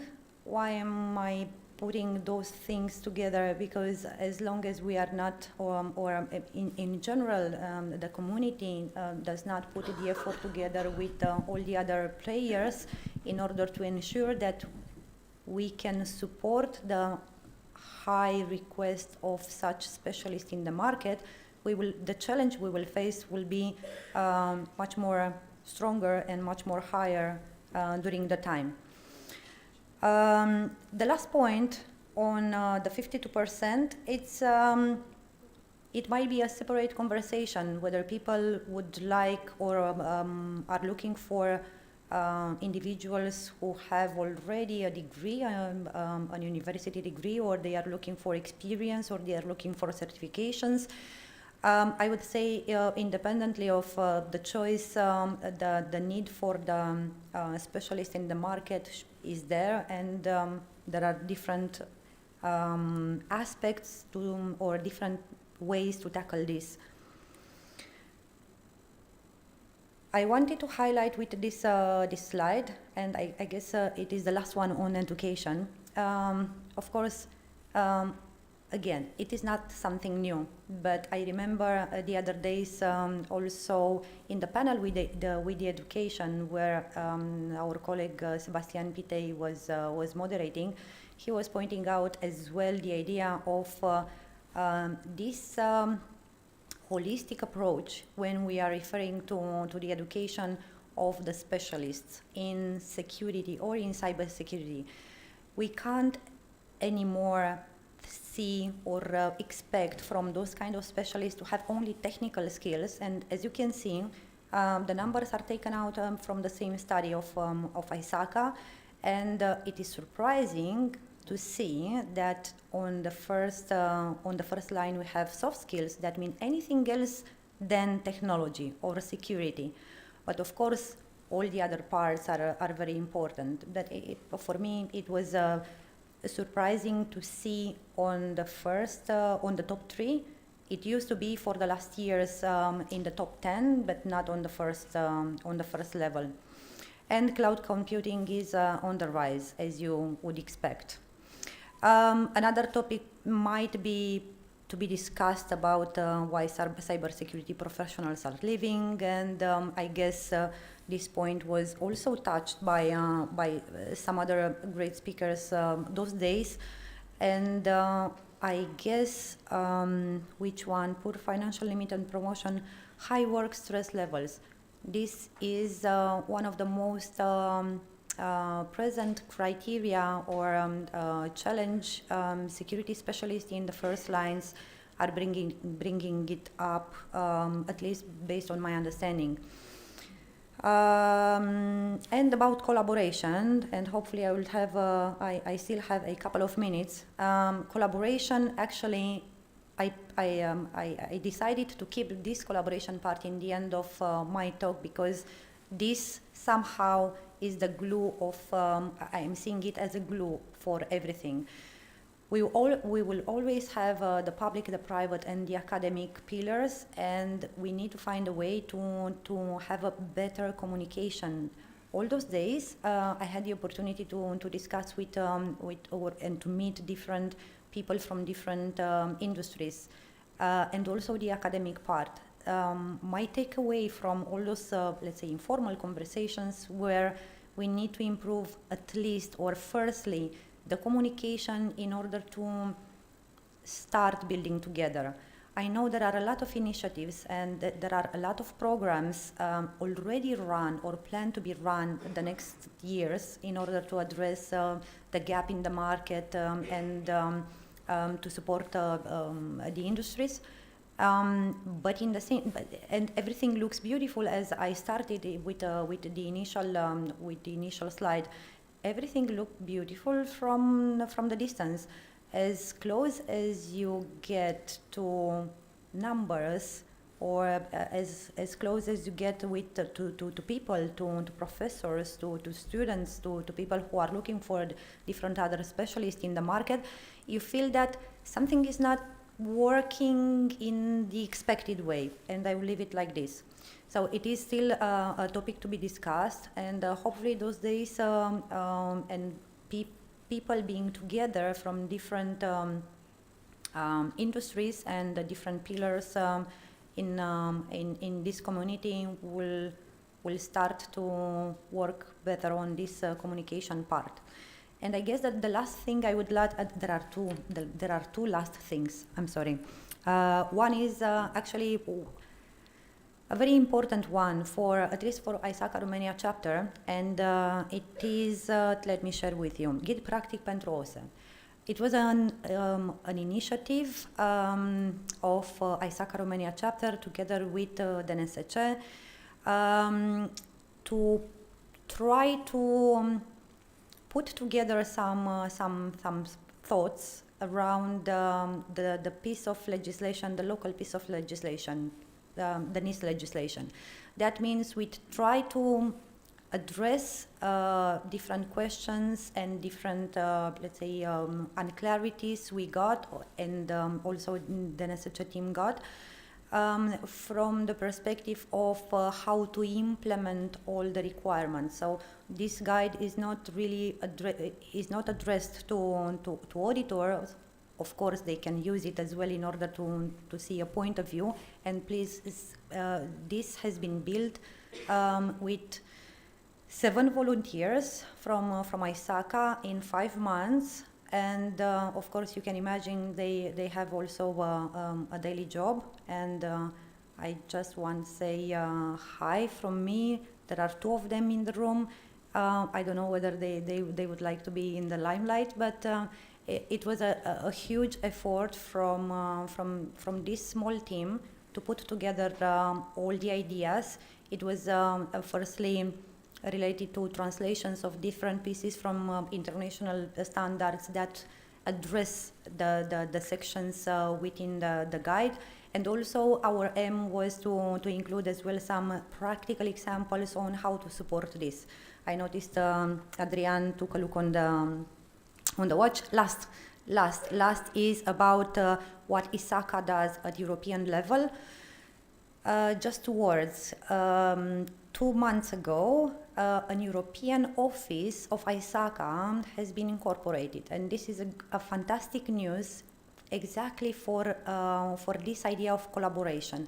And what you can see on the slide, and I will not go into details because I do not have time, you can see different initiatives already completed by my colleagues with a group of volunteers, again, because we are volunteers, on different areas related to policies, cybersecurity. They've been involved in writing position papers, supporting different trainings, workshops, and yeah, I guess this is it from my side. Digital trust, education, and collaboration, 3 pillars, very important. They should go together. And Adrian, the floor is yours. Thank you very much. Mulțumim. Întrebări? Dacă nu, ca să merg repede, o să dau eu. Sparg puțin limba română acum, ca să îl introduc și pe Toma, și pe Adrian, și pe Mihai. Și o să merg pe un subiect mai, să zic mai, poate să pară mai ciudățel așa. Mă bucur că a venit și Dan în sală. Probabil că știți că cei care, reformulez, cei care avem certificarea CISA, învățăm în Biblia noastră despre strategie. Și primul lucru pe care îl învățăm acolo zice la un moment dat ce se întâmplă dacă organizația nu are strategie. Nouă ni se pare o chestie fliu-fliu. Strategia e o bucată de hârtie pe care scrii niște vise. Da? Și o bifezi că există. Surpriza este când înveți pentru examen că strategia nu e doar o bucată de hârtie, că este cea mai importantă bucată de hârtie și dacă nu ai pe aia, s-ar putea să nu treci clasa, cum spun eu, dacă toți sunt profesori. Dar azi nu vreau să vorbesc ca profesorul, vreau să vorbesc ca auditorul. Auditorul de la DNSC, de asta dată. Asta e. Pun prezentare. Bun. Titlul e în engleză ca să fim political correct, dar slide-urile vor fi în limba română, pentru că tocmai vreau să scot în evidență diferențele din limba română, din limba engleză, din limba română, pentru că diferența dintre teorie și practică în practică e mai mare decât diferența dintre teorie și practică din teorie. Bun. Strategie, mă bucur. Eu sunt un mare cărcotaș, avem noua strategie, mult mai bună decât aia veche, mult mai bună, dar în sfârșit. Strategia, ca orice strategie, are în spate un plan strategic, un plan de execuție, care plan ce face? Ia obiectivele și spune despre fiecare obiectiv cum trebuie pus în practică. La școală învățăm despre obiective că trebuie să fie SMART. Dacă un obiectiv nu este SMART, nu prea este el obiectiv. Așa stând lucrurile, facem audit pe planul nostru și ne uităm cum arată obiectivele, un obiectiv să exemplificăm din planul de implementare a strategiei. Vă întreb unde e SMART-ul. Eu nu l-am găsit și am zis, lipsește M-ul. Merg mai departe și reformulez puțin cam cum aș vedea eu lucrurile. Am un obiectiv. Și acum apare puțină diferență. Că, de fapt, DNSC-ul este în poza asta acolo și ar fi accountable-ul, participanții sunt responsible și în fapt sunt executanții. Da? Acum ne uităm la poza de aici, unde scrie responsabil, și ne uităm la participanții ăștia de aici. Și mă întreb unde este puterea DNSC-ului în relație cu ceilalți actori. Puterea legală mă refer. Next. Prin urmare, uitându-ne așa cam ce urmează în NIS 2, e momentul, mă iau și de prezentarea Grațielei, colaborare. Eu sunt adeptul colaborării, sunt adeptul culturii stupului. Într-un stup, indivizi diferiți lucrează toți în beneficiul întregii comunități.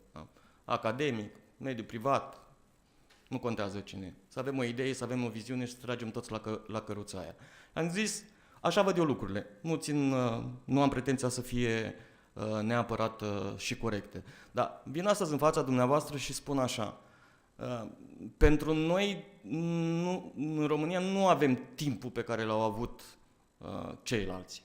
Suntem în urmă, nu avem o maturitate pe care au avut-o Germania, Statele Unite și atunci haideți să nu mai inventăm roata, să nu mai inventăm apă caldă, să luăm, așa cum scrie în teorie, adopt and adapt. Da? Putem face. Și a venit cu o propunere în viziunea NIS 2-ului. Da? Să am 3 categorii de securitate pentru un sistem informatic, pentru fiecare categorie să am câte un baseline, câte o cerință minimă și să încadrez entitățile acolo unde le este locul fiecăruia. Asta a fost tot, am zis că merg repede, tocmai pentru a da startul la discuții. Vă rog și pe cei care ați rămas până acum, că așa e incitant, dacă nu aveți întrebări, măcar, nu știu, luați bateriile, telefoanele, roșiile și dați către noi. Mulțumesc!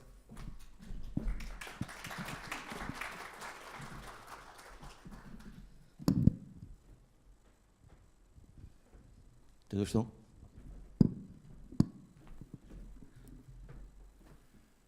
Mulțumesc frumos! Întotdeauna e o plăcere să vin la evenimentele DNSC-ului. Eu o să am o scurtă prezentare, o să încerc să trec foarte repede prin ea.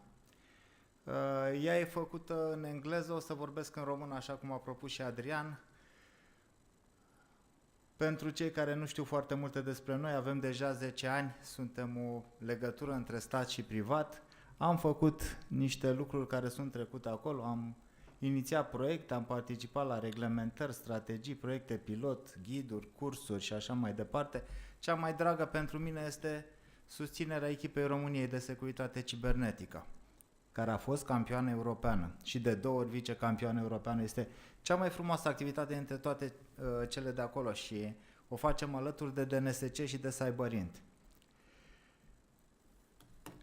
Mi-a plăcut foarte mult tema panelului, însă dacă ar fi să analizăm câte subiecte ar trebui discutate, n-am putea să trecem prin ele în niciun fel, că ar trebui să discutăm și am văzut de NIS, de NIS 2, de EIDAS, de criptare, dacă avem nevoie de criptare, dacă avem nevoie de o criptare care să permită acces, de modul în care sunt implementate aceste directive. Vorbim de policy, avem directivele se implementează diferit în țări diferite, regulamentele se aplică direct. NIS-ul se aplică fiind directivă într-un fel în România, probabil în alt fel în Franța, dacă numărați câte entități sunt în Franța și câte sunt în România, o să vedeți o diferență. Astea sunt niște ineficiențe la nivel european și probabil treptat toate aceste directive vor începe să devină mai micuțe și în locul lor vor apărea niște regulamente, probabil coordonate de la nivel central european. Și atunci am zis să aleg 3 subiecte care mie mi se par de interes, au nevoie de adresare în perioada următoare și primul se referă la modul în care se comportă statele în spațiu cibernetic și aici pe slide aveți primele bătălii. Prima bătălie pe uscat, prima bătălie pe mare, prima bătălie în aer. Pentru că oamenii, prin natura umană, urmăresc competiția până ajung la nivelul de a se confrunta. Și când se confruntă, ei reușesc să se confrunte la prima întâlnire. Când tehnologia le-a permis să se confrunte în aer, s-au confruntat în aer. Acum avem la dispoziție acest nou spațiu cibernetic. Și a trecut foarte mult timp, probabil vă aduceți aminte de Morris Worm. Vă aduceți aminte de Morris Worm? Era prin 1988, e primul malware documentat și e considerat strămoșul atacurilor DDoS. Autorul lui spunea că n-a vrut să facă nimic rău. A vrut să creeze ceva, a vrut să vadă dacă se întâmplă, dacă merge, dacă internetul ăsta e nelimitat. Acum ne confruntăm cu actori statali, cu activiști, cu infractori cibernetici, grupări de criminalitate organizată.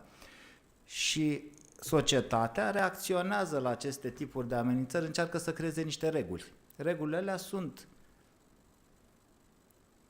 regulamente, directive, legi, norme și ce am reușit să facem până acum în domeniul ăsta? În domeniul ăsta am încercat să se stabilească un fel de comportament natural, decent, responsabil, cum e trecut în documente, al statelor prin internet. S-a spus că nu trebuie să intri în treburile altui stat, în afacerile interne, nu trebuie să încalci suveranitatea unei alte țări. Problema principală, și de asta e un subiect dintre cele 3 pe care am zis să le semnalez, este modul în care se face atribuirea atacurilor cibernetice, pentru că în acest spațiu a te ascunde este foarte, foarte ușor. Și nu putem face asta decât printr-o cooperare mai strânsă. Al doilea punct, să ne uităm și la sumele care există în zona criminalității informatice, un domeniu care are o creștere de 15% anual.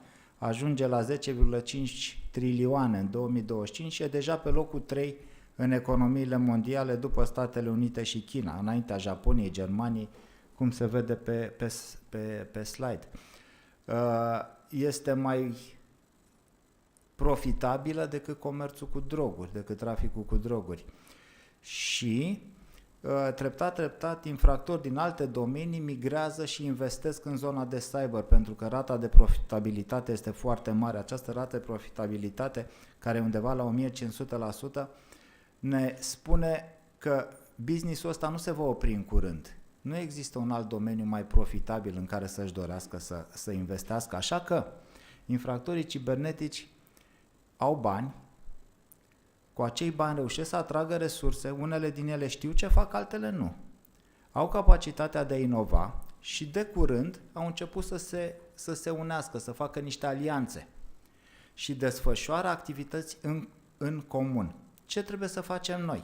Păi noi, ca să putem să luptăm împotriva acestui tip de acțiune, noi trebuie să facem același lucru, trebuie să putem inova, trebuie să putem colabora împreună, trebuie să ne educăm, să facem campanii de awareness, să avem law enforcement puternic și să nu uităm resursele. Vă aduceți aminte, a 3-a economie mondială cybercrime, resursele și la stat și la privat în România sunt foarte greu de ținut și chiar mă uitam la potențialul pe care îl are DNSC-ul și capacitatea de a atrage resurse valoroase prin prisma bugetului.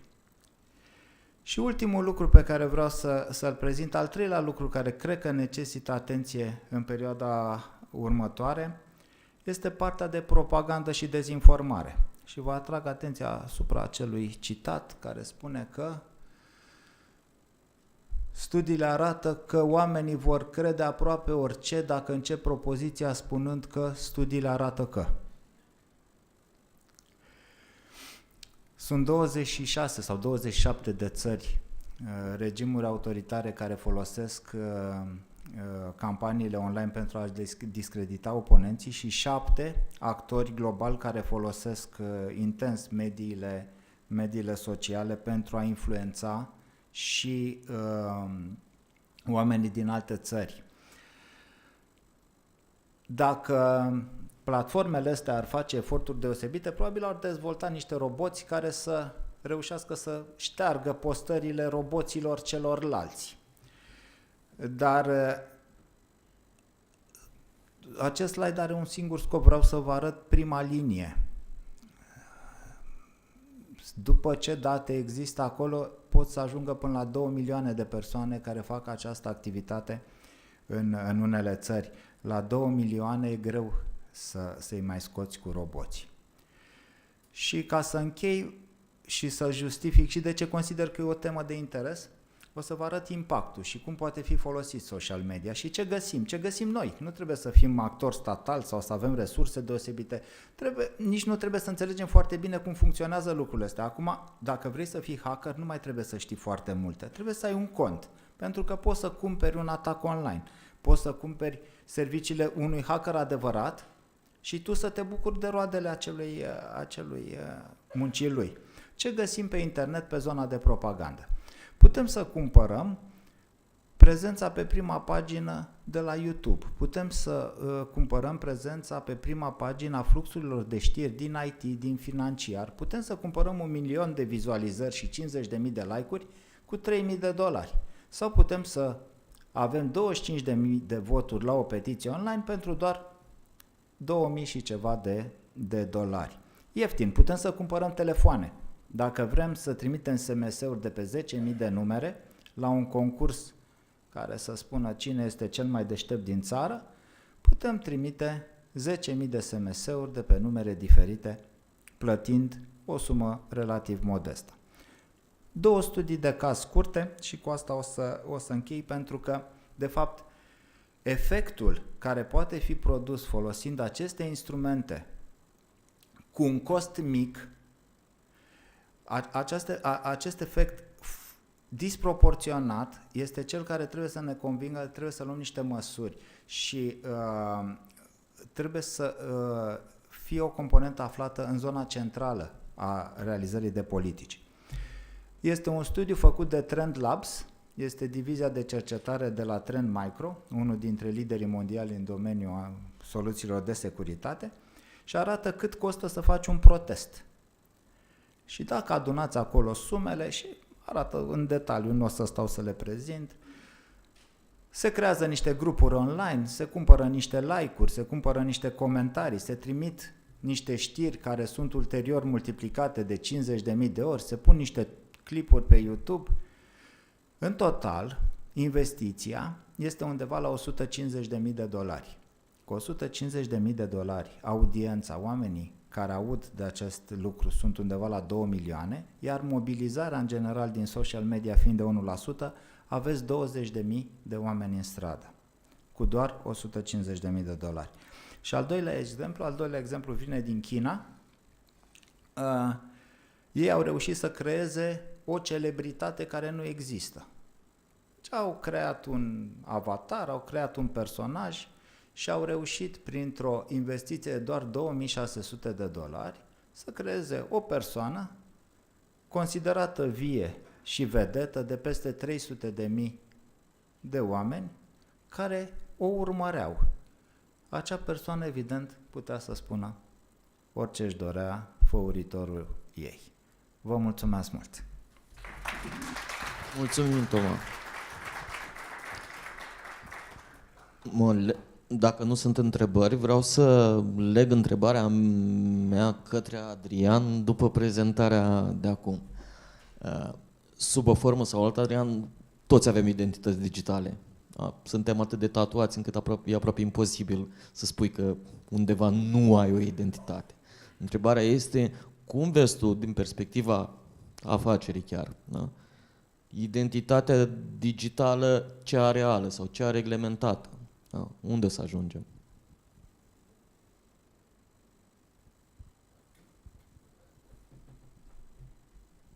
Cred că da.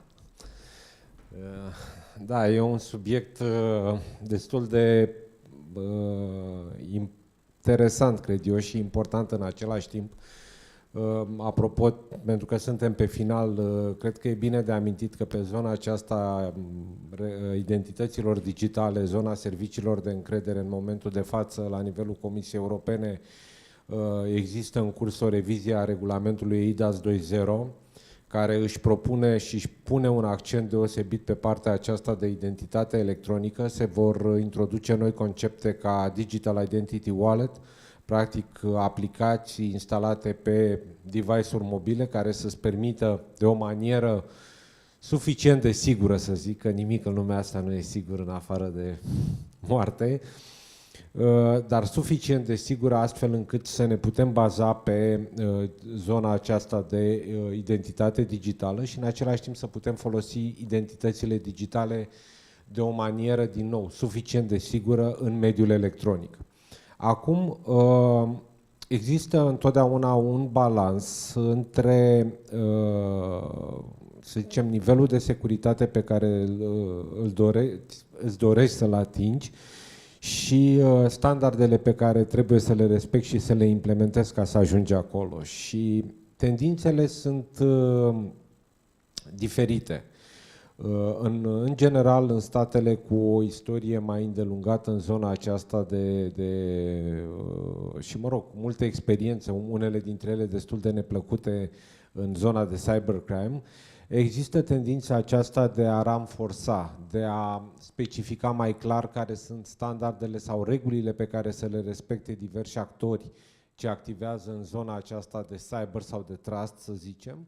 În schimb, alte state care sunt poate la început nu au o experiență atât de mare, au mai degrabă tendința de a rafina pe principiul nouă nu ni se poate întâmpla. Eu personal, ca să închid cumva un pic, știu că nu mai avem nici prea mult timp, eu personal nu prea sunt adeptul sperieturilor. Da, se întâmplă, de multe ori se întâmplă și lucruri neplăcute, nu sunt deloc, să zicem,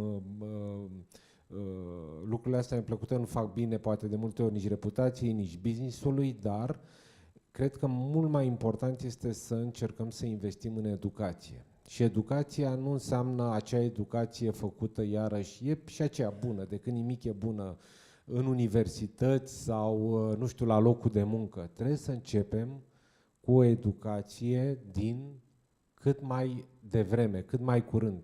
Ok, să nu spun grădiniță, dar din clasele primare, cred că este important să începem și să promovăm cu toții niște reguli de conduită și de bună creștere în domeniul acesta al digitalului. Noi poate o să... S-a terminat, cred. Da. Noi probabil că o să facem o să trăim într-un mixt viață, să zicem viața așa cum am trăit-o până acum și metavers, dar foarte posibil copiii noștri vor migra în metavers și cred că e foarte important acum să încercăm să punem bazele acestei educații cât mai devreme.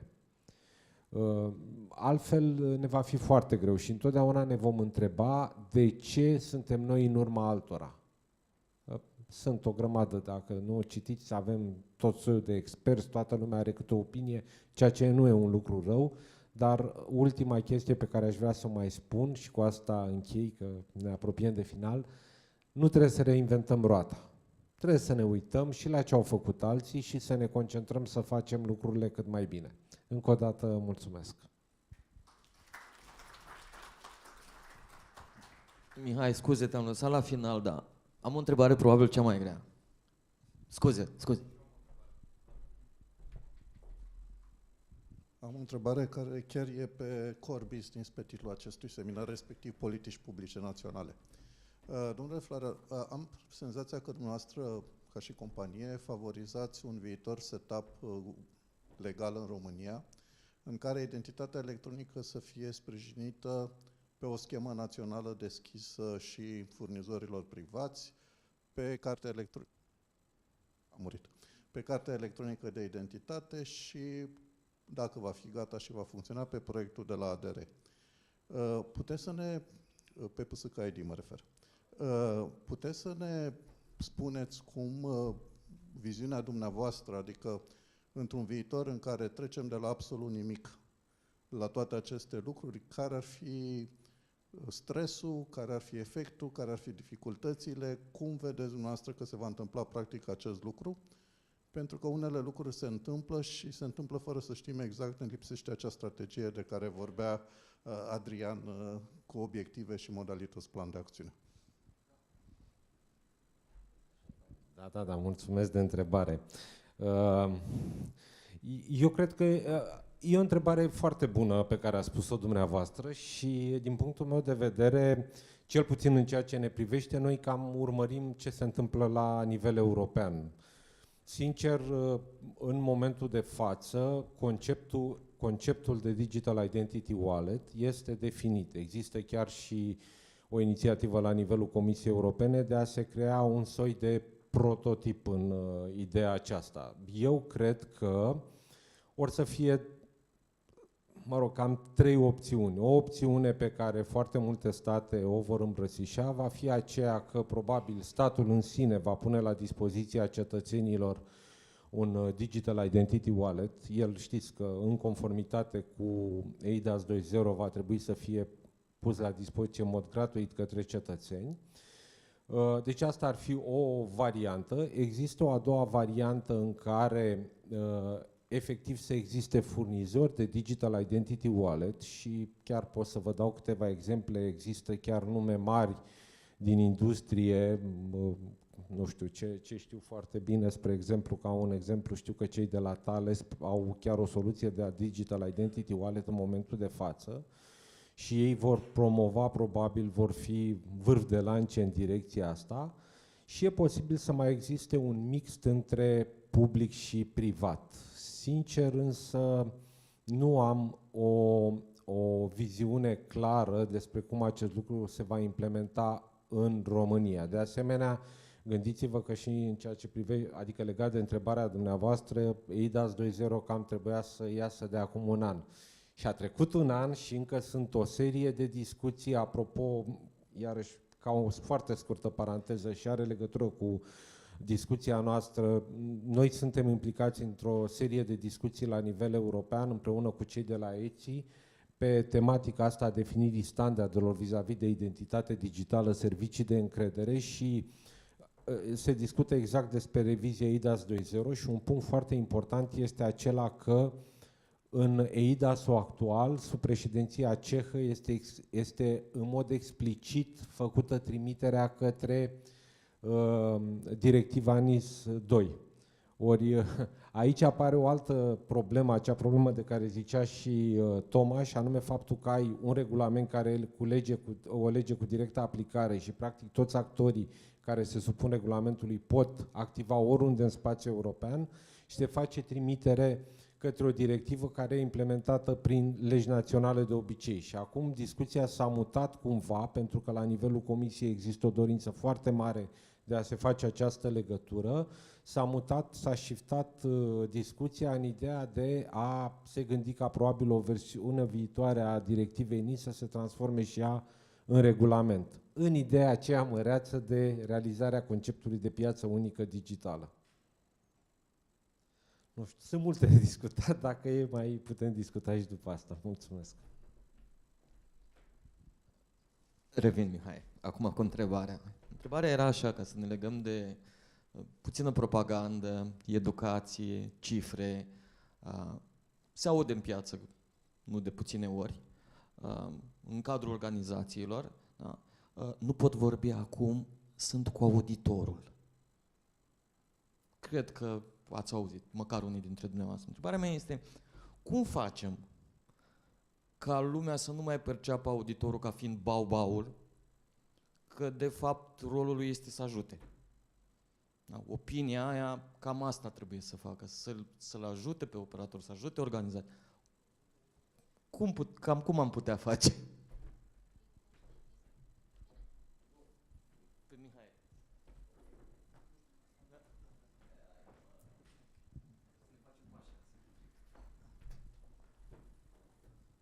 Deci aveți perfectă dreptate. Partea cu auditul este într-adevăr un bau-bau pentru piață, pentru că există niște termene legale pe care toți operatorii de servicii esențiale trebuie să se respecte și pe de o parte se află, dacă mă întrebați pe mine și din ceea ce am constatat atât eu cât și colegii de la Direcția Generală de Reglementare și Control, evidență și așa mai departe, monitorizarea operatorilor de servicii esențiale, aceștia practic se află între Ciocan și Nicovală. De ce spun lucrul ăsta? Pentru că există două obligații legale și sancțiuni pe de altă parte. Odată trebuie să implementeze măsurile minime de securitate cibernetică, care sunt stabilite în directiva NIS, implementate în legea 362 și pe urmă cu toată legislația secundară și terțiară, care este, din punctul nostru de vedere, o realizare, dar în același timp este un șoc și pentru piață, pentru că am primit multe telefoane și mail-uri în care ne întrebau, doamne, unde se află informația aia, unde se află informația aia, unde se află informația asta. Pentru că noi ce am făcut? A trebuit să implementăm rapid directiva NIS 1, să o aducem pe piață așa cum am putut și, bineînțeles, să fie la un nivel și un standard foarte ridicat, dar să mă întorc la întrebarea noastră, că asta este important. Deci, operatorul se află între Ciocan și Nicovală. Pe de-o parte, dacă nu face auditul respectiv,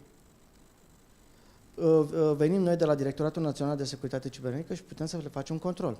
Deci, ei trebuie să se supună undeva și sunt pasibili de o sancțiune.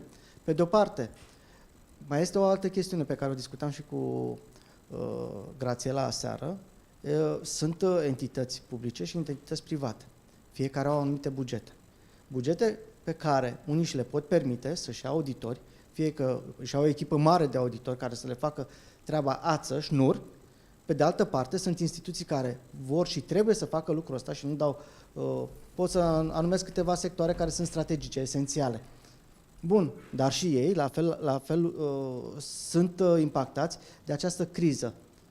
Că am vorbit de criza COVID, că vorbim despre criza energetică și, bineînțeles, de creșterea prețurilor la nivelul respectiv. Și atunci toată lumea spune unde avem buget să plătim auditorii. Astfel încât bau-baul auditorilor se reîntoarce în curtea DNSC-ului. Ideea de bază este în felul următor. Auditorii, ceea ce trebuie să facă și piața trebuie să înțeleagă, este că toată lumea trebuie să ajungă la un nivel de maturitate și să înțeleagă exact cum este constituită rețeaua și sistemul pe care el trebuie să și-l protejeze, nu neapărat ca fiind o obligație legală, în primul rând, dar și față de beneficiarii acelor servicii pe care ei le oferă. Bun, cum faci să înțeleagă acel operator de servicii esențiale din cele 7 sectoare care sunt acum, plus cele 5 care vor veni, este într-adevăr o misiune grea pentru toată lumea, pentru că, din păcate, sau urmează, din fericire, să vedem, nu știm, este greu de evaluat acum, la un an de zile de la data la care a fost emisă ordinul privind atestarea auditorilor, să facem o evaluare la cald asupra situației generale, adică din câți operatori de servicii esențiale au fost înscriși în cadrul Directoratului Național de Securitate Cibernetică, câte sectoare au făcut audituri, cât sunt compliant și așa mai departe. Deci este o chestiune cu care DNSC-ul va veni în următoarea perioadă de timp, va gândi atât sectorul public cât și sectorul privat, trendul fiecăruia, pentru că este foarte important, astfel încât piața auditorului să înțeleagă și ea exact cum ar trebui să procedeze în diferite sectoare economice, din cele 7 sectoare economice care trebuie să fie auditate, dar pe de altă parte și distinția între sectorul public și sectorul privat. Pentru că la rândul nostru am primit foarte multe întrebări, cel puțin din sectoare vitale, asupra procedurilor și asupra cărui tip de sector, ce tipuri de activitate trebuie să fie auditate. Pentru că am spus, trebuie să fie auditate până și birourile administrative, cu toate că nu este un serviciu pe care îl ofer, dar pe ăla am internetul. Dar celelalte servicii care de fapt sunt cele de care beneficiază utilizatorul, s-ar putea nici să nu aibă acces la internet. Pentru că este o structură critică unde este bine să nu ai internet. Într-o conferință s-a pus o întrebare: care este cea mai bună măsură de securitate cibernetică? Și răspunsul a fost stay offline. Cum în întârziere, o să închid, o să rog pe fiecare dintre dumneavoastră să aveți un cuvânt de încheiere. Eu o să spun din partea mea doar atât. Sper că sămânța a fost pusă și eu mă bucur. Mărturisesc că acum 5-6 ani nu credeam că o să particip la astfel de evenimente sau că o să existe DNSC-ul la noi, nu e o laudă. Ce-mi doresc este ca DNSC-ul să ajungă să crească mare, să treacă de zona de Pampers, scuze, și să ajungă echivalentul CISA din Statele Unite, Critical Infrastructure Security Agency, sau echivalentul Centrului de Securitate Cibernetică din Marea Britanie. Asta e zona, dacă tot am zis că să nu inventăm apa.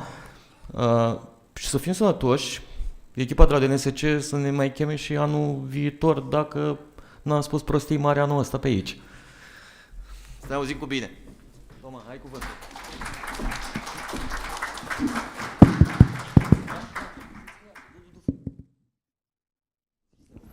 Acum o să dau stereo, da? Eu sunt optimist pentru că am văzut că după fiecare eveniment de tipul ăsta apar niște consecințe. Deci de ceva vreme încoace nu mai sunt acele evenimente unde toți discutam și nu se întâmpla nimic. Acum am observat că ideile sunt preluate și cei care astăzi ne-au fost gazdă am văzut că încearcă să le modeleze și să să le propage cât mai repede. Mulțumesc mult! Da, și eu aș vrea să salut toată activitatea DNSC-ului din ultimii 2 ani. I-am urmărit, ca să zic așa, cu interes și cred că am trecut deja de primul ciclu acela cu plan, do, act, check și ne învârtim. Deci eu, din punctul meu de vedere, urmărind ce s-a întâmplat în acești ani, am trecut de un ciclu, acum suntem la a doua iterație și cred că lucrurile vor fi din ce în ce mai bune în sensul creșterii cel puțin a gradului de conștientizare a riscurilor de securitate cibernetică. Încă o dată, felicitări pentru conferință și mulțumesc! Ca și concluzie, bazându-mă pe activitatea de auditor, am văzut și am auditat suficiente firme cu bugete mai mici, bugete mai mari. Contează foarte mult de cât de bine știi să vii cu beneficiile pe care le vei obține prin implementarea standardelor. Este foarte important ca top managementul să te susțină. Dacă nu ai susținere din partea managementului, nu vei putea face implementarea. Deci, pe același segment de activitate, același tip de domeniu, am observat că sunt implementate mai multe proceduri, mai multe standarde, deci același tip de firmă. Unele au implementat mult mai multe standarde, sunt firme cu același domeniu care au și lucrează după reguli interne, să spunem, proceduri interne, fără niciun alt standard. De ce? Pentru că nu au reușit să ajungă la top management să le spună de ce ar trebui să implementeze toate aceste proceduri. Așa cum am arătat și în slide-uri, există un cadru legal atât pentru firme mai mici, cât și pentru firme mai mari, deci poți să faci ceva automatizat, poți să faci manual. Ideea este să fie, deci ca și concluzie din partea mea, că într-adevăr ele trebuie să fie uniformizate, deci să se ajungă la un numitor comun, pentru că în momentul acesta e puțin haotism. Ăsta e mesajul meu pe care aș vrea să-l transmit. Și mă bucur foarte mult de aceste inițiative. Chiar am văzut un progres în activitatea firmelor. Ele încep să înțeleagă ce înseamnă să-ți faci să faci o analiză de risc, să faci o politică de securitate, deci înțeleg și gândesc în acest sens. Deci felicit și mulțumesc pentru invitație. Eu o să merg pe ideea de colaborare, doar ca să mă întorc la ultimul mesaj pe care l-am avut în prezentare și care consider în același timp că este super valoros pentru fiecare dintre noi. Ascultând părerile celorlalți, mi-a trecut prin minte, da, într-adevăr, și eu personal, cumva, odată cu evenimente de genul ăsta, de parcă se simte o energie în aer și parcă cel puțin o perioadă de timp suntem tentați să punem efort, să venim cu idei, să începem să vorbim. Aș fi realistă și aș spune că nu durează foarte mult, în vineri, e ca o urcăm și coborâm după aceea. Ce am văzut că funcționează, și asta e din experiența celor de la ISACA Global, au încercat și au experimentat și varianta de workshop-uri, adică genul 2 zile conferință, dar să se întâmple niște workshop-uri, adică niște discuții din care să plecăm cu ceva, sau în fine, cei care ghidează sau care coordonează workshop-ul să poată să plece măcar cu niște elemente pe care le pot transforma la un moment dat în proiecte. Poate să fie o idee. Altfel, reprezint o asociație profesională, rolul nostru este legat de ideea de colaborare. Ce am vrut să vă arătăm un pic mai devreme era legat de faptul că colaborările se pot întâmpla sub tot felul de forme și e important să ne știm și să știți că ne găsiți sau dacă cumva căutați vreun profesionist, ar putea să vă putem ajuta. Că e vorba de o inițiativă de scritură, un articol, educație, workshop-uri, spuneți dumneavoastră ce, da, atâta timp cât avem un dialog deschis, putem să facem lucruri. Cel puțin eu sunt optimistă în sensul ăsta. Mulțumesc mult! Mihai, îți dau voie să anunți lumea că trebuie să meargă la masă. Da, o să continui concluzia grațielei. Directoratul este deschis la colaborare și cooperare pentru că este unul dintre pilonii de bază al acestei instituții. Urmează acte normative deosebit de importante.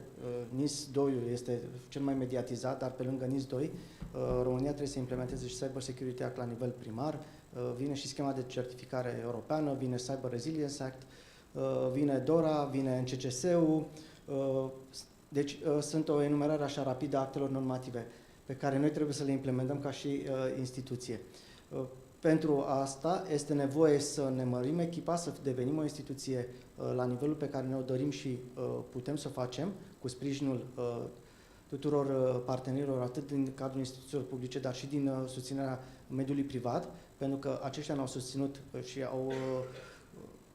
au înțeles rolul pe care îl are Directoratul Național de Securitate Cibernetică pentru a deveni o piață matură în acest domeniu. Eu vă mulțumesc foarte mult și sperăm să ne vedem cu bine și la anul.